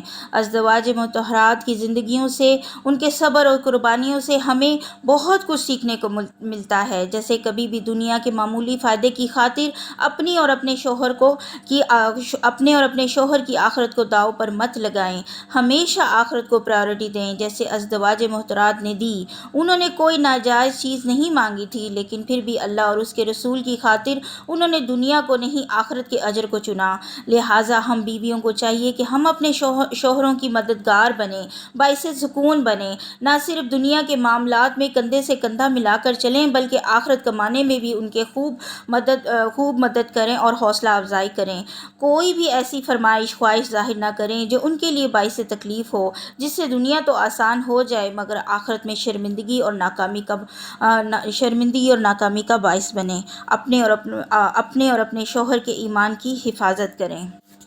پھر اس بارے میں ہم نے لہو الحدیث کے بارے میں پڑھا۔ کوئی بھی چیز جو انسان کو اللہ کی یاد اور اس کی عبادت سے غافل کر دے وہ لہو الحدیث ہے، جس میں موسیقی یعنی میوزک سب سے پہلے ہے۔ چونکہ موسیقی سنی جاتی ہے اور ہم سب جانتے ہیں کہ سننے کے کتنے بڑے اثرات ہوتے ہیں دل پر، اور اس کے علاوہ گانا بجانا شیطان کا سب سے بڑا ہتھیار ہے۔ موسیقی حرام ہے، لہٰذا ہمیں خود کو اور اپنے پیاروں کو اس سے بچانا ہے، جو آج کے اس دور میں بہت بہت مشکل ہے، کیونکہ ہر مال، ہوٹل، ریسٹورانٹ، موبائل ٹیون، ہر جگہ یہ فتنہ موجود ہے۔ اس کا حل یہی ہے کہ زیادہ سے زیادہ قرآن کی تلاوت کو سنا جائے۔ گھر میں، آفس میں، جہاں بھی آپ کا وقت زیادہ گزرتا ہے وہاں قرآن کی تلاوت لگا لیں۔ آپ دیکھیں گی کہ کچھ عرصے بعد آپ کے کانوں میں تلاوت گونجنے لگے گی، اور ویسے بھی جہاں قرآن پڑھا جاتا ہے شیاطین وہاں سے بھاگ جاتے ہیں۔ آئیے سب مل کر سچے دل سے اس مبارک مہینے میں اپنے رب کے حضور دعا کرتے ہیں کہ اے اللہ ہمیں صراط مستقیم پر چلنے کی توفیق عطا فرما، ہمارے توکل کو مضبوط فرما، اتنا مضبوط کہ دنیا کے باقی تمام سہارے بیکار لگیں۔ اے اللہ ہم بہت کمزور ہیں، آپ ہمیں ایمان کی مضبوطی عطا فرمائیں، ہمیں صبر کی نعمت عطا فرمائیں، شکر کرنے کی توفیق عطا فرمائیں، ہمیں وہ کام کرنے کی توفیق عطا فرمائیں جس کے لیے ہمیں دنیا میں بھیجا گیا۔ اے اللہ ہمیں نبی صلی اللہ علیہ وآلہ وسلم کی سنت پر چلنے کی توفیق عطا فرما، ہمارے لیے آسانیاں کر دے، ہمارے لیے آسانیاں کر دے۔ اے اللہ ہمیں نیک اور اچھی بیویاں بننے کی توفیق عطا فرما، ہم اپنے شوہروں کے لیے باعث رحمت بنیں، ہمارے دل میں ایسی کوئی خواہش نہ ڈال جو ہمارے شوہروں پر مشکل ہو، ہمارے دل میں آخرت کی محبت ڈال دے۔ اے اللہ ہمارا جینا آخرت کے لیے کر دے۔ اے اللہ ہمارے وقت میں برکت ڈال دے اور وہ سارا وقت تیرے ذکر اور عبادت میں گزرے۔ اے اللہ ہمیں شیطان کے ہتھ کنڈوں سے بچا۔ اے اللہ ہم سے راضی ہو جا، ہمارے گناہوں کو بخش دے، ہمارے دلوں کو اپنی محبت سے تڑپ سے بھر دے۔ اے اللہ ہم سے راضی ہو جا۔ اے اللہ زندگی برف کی طرح پگھل رہی ہے، ہم ہر روز موت کی طرف بڑھ رہے ہیں، پتہ نہیں اگلا رمضان، اگلا روزہ نصیب ہو نہ ہو۔ تو آج ابھی ہم سے راضی ہو، آج ابھی ہم سے راضی ہو جا، آج ابھی ہم سے راضی ہو جا۔ جتنی بھی زندگی باقی رہ گئی ہے تیری فرما برداری میں گزرے۔ اے سب سے رحیم رب، غفور رب، ہم سب کو معاف فرما دے۔ اے اللہ ہم سے راضی ہو جا۔ اے اللہ جتنے بھی ہمارے پیارے اس دنیا سے چلے گئے ہیں ان سب کی بخشش فرما۔ اے اللہ امت مسلمہ پر رحم فرما، جہاں جہاں جو جس مشکل میں ہے اسے دور فرما دے، ہمیں ہدایت کی طرف اور صراط مستقیم پر چلنے کی توفیق عطا فرما دے۔ اے اللہ ہمارے پیارے جو پریشان ہیں، کسی غم میں مبتلا ہیں، بیمار ہیں، ان سب کو صحت و تندرستی عطا فرما، ان کی پریشانیوں اور غموں کو دور فرما دے، بے روزگاروں کو رزق عطا فرما دے، جو مائیں اپنے بچوں کے رشتوں کی وجہ سے پریشان ہیں ان کے لیے اچھے نیک جوڑے بنا دے۔ اے میرے پیارے اللہ ہم سب کو معاف فرما دے، ہمیں بخش دے، ہم سے راضی ہو جا، آمین ثم آمین۔ تو آئیے آخر میں اپنے رب سے اس کی جنت کا سوال کرتے ہیں اور جہنم سے پناہ مانگتے ہیں۔ اللہم انی اسألک الجنت واعوذ بک من النار، اللہم انی اسألک الجنت واعوذ بک من النار۔ آخر میں اللہ سے دعا ہے کہ اگر مجھ سے پڑھنے پڑھانے میں سمجھانے میں کوئی غلطی ہو گئی ہے تو اللہ تعالیٰ مجھے معاف فرمائے۔ سبحانک اللہم و بحمدک نشہد لا الہ الا انت نستغفرک ونتوب الیک۔ السلام علیکم ورحمۃ اللہ وبرکاتہ۔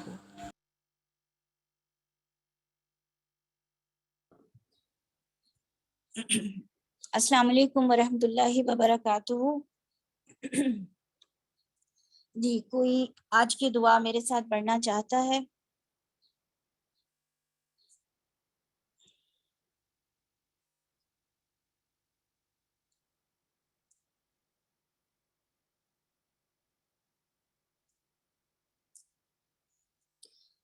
جی زنیرہ۔ جی اللہم انی اسألک الجنہ واعوذ بک من النار۔ اے اللہ میں تجھ سے جنت کا سوال کرتی ہوں اور جہنم سے پناہ مانگتی ہوں۔ جی سارہ پروین۔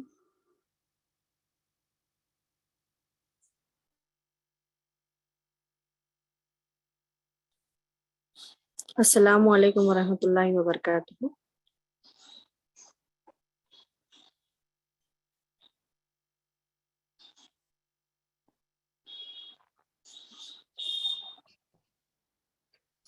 جی وعلیکم السلام، جی آپ پڑھیے۔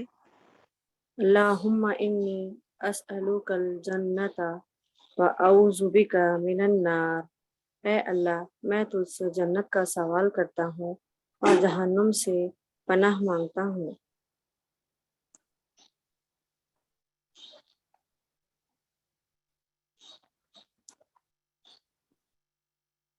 بارک اللہ فیکی سسٹر۔ کوئی اور سسٹر پڑھنا چاہ رہی ہیں؟ جی سسٹر روبی۔ السلام علیکم ورحمۃ اللہ وبرکاتہ۔ وعلیکم السلام ورحمۃ اللہ وبرکاتہ۔ اللہم انی اسألک الجنت واعوذ بک من النار۔ اے اللہ، میں تجھ سے جنت کا سوال کرتی ہوں اور جہنم سے پناہ مانگتی ہوں۔ آمین۔ آمین۔ عظمیٰ جی میں بھی پڑھنا چاہ رہی تھی، اس کے بعد پھر آپ اپنا مائک آن کر لیجیے گا انشاءاللہ۔ میں پڑھ لوں عظمیٰ جی؟ جی جی اللہم انی اسألک الجنہ واعوذ بک من النار۔ اے اللہ، میں تجھ سے جنت کا سوال کرتی ہوں اور جہنم سے پناہ مانگتی ہوں۔ آمین یا رب۔ اللہ تعالیٰ ہم سب سے قبول فرمائے۔ جی اب ریفلیکشن پوائنٹس جو بھی آپ نے نوٹ کیے ہیں۔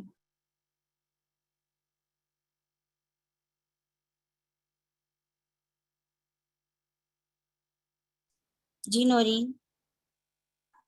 جی السلام علیکم ورحمۃ اللہ وبرکاتہ۔ عظمیٰ جی ماشاء السلام اللہ، ماشاء اللہ، بارک اللہ فیکم، آپ نے بہت اچھا ایکسپلین کیا۔ پوائنٹس تو بہت سارے ہیں مگر مجھے جو کلک کیا وہ میں آپ سے شیئر کرنا چاہتی ہوں کہ سورۃ الاحزاب کی آیت نمبر 29 میں جب حضرت عائشہ رضی اللہ تعالیٰ عنہ نے کہا کہ میں دنیا نہیں چاہتی، مجھے آخرت کا گھر چاہیے، اور اپنے ارادے کے ساتھ آخرت کے گھر کو ترجیح دی، ایسا کرنے والے کو اللہ تعالیٰ نے محسنین کہا ہے۔ تو ہمیں بھی اپنے اندر یہی ارادہ، یہی نیت پیدا کرنی ہے کہ ہمیں دنیا نہیں چاہیے، ہمیں جس حال میں بھی رکھا جائے گا ہم راضی ہیں، ہمیں آخرت کا گھر چاہیے۔ یہ دعا اللہ تعالیٰ سے ہمیں اپنے ارادے کے ساتھ مانگنی ہے انشاءاللہ عزیز۔ جزاک اللہ خیر۔ ماشاء اللہ بہت اچھا پوائنٹ ہے۔ اور کوئی؟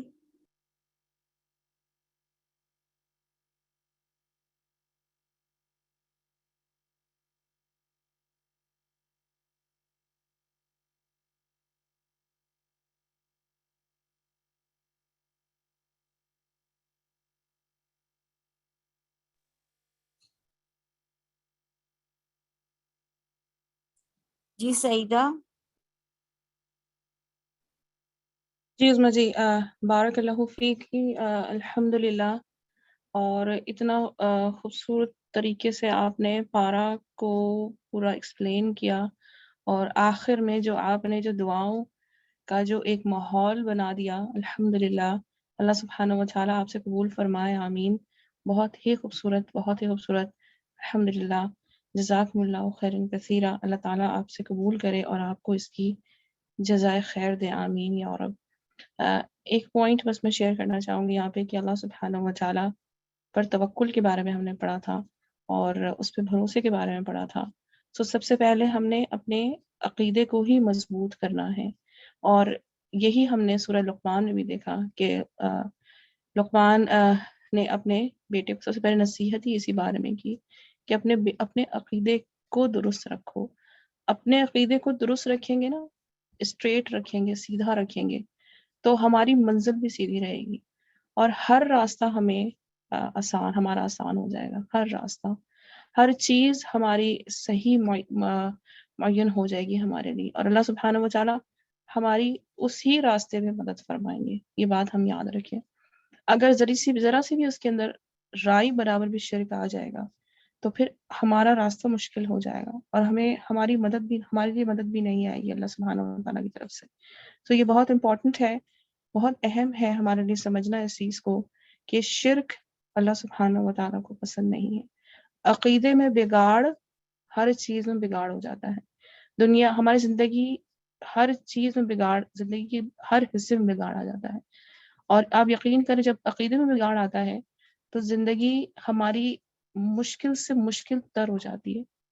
مشکلات گھیر لیتی ہے، پریشانی گھیر لیتی ہے، ڈپریشن گھیر لیتی ہے، انزائٹی آ جاتی ہے، اکیلے ہو جاتے ہیں، بیمار ہو جاتے ہیں، ہر چیز ہمیں گھیر لیتی ہے۔ یہ بات ہمیں بہت اچھی طرح ذہن نشین کر لینی چاہیے، اور یہ سب چیزیں جو ہوتی ہیں وہ شرک میں بگاڑ کی وجہ سے ہوتی ہیں۔ اللہ سبحانہ و تعالیٰ سے دعا ہے کہ ہمیں اپنے عقیدے کو مضبوط رکھنے کی توفیق عطا فرمائے۔ یہی سب سے زیادہ امپورٹنٹ ہے، یہی اہم ہے۔ جزاکم اللہ خیرا کثیرا۔ آمین ثم آمین سیدہ، بہت بہت ہی امپورٹنٹ اور بیسک پوائنٹ آپ نے شیئر کیا۔ اللہ آپ کے علم میں اضافہ فرمائے۔ آپ سب کا بہت شکریہ۔ اللہ تعالیٰ ہم سب سے قبول فرمائے ہماری اس کوشش کو، اور ہمیں توفیق دے ہم اس کو دن بدن زیادہ کریں۔ آمین ثم آمین۔ سبحانک اللہم و بحمدک، نشہد لا الہ الا انت، نستغفرک و نتوب الیک۔ السلام علیکم ورحمۃ اللہ وبرکاتہ۔ وعلیکم السلام ورحمۃ اللہ وبرکاتہ۔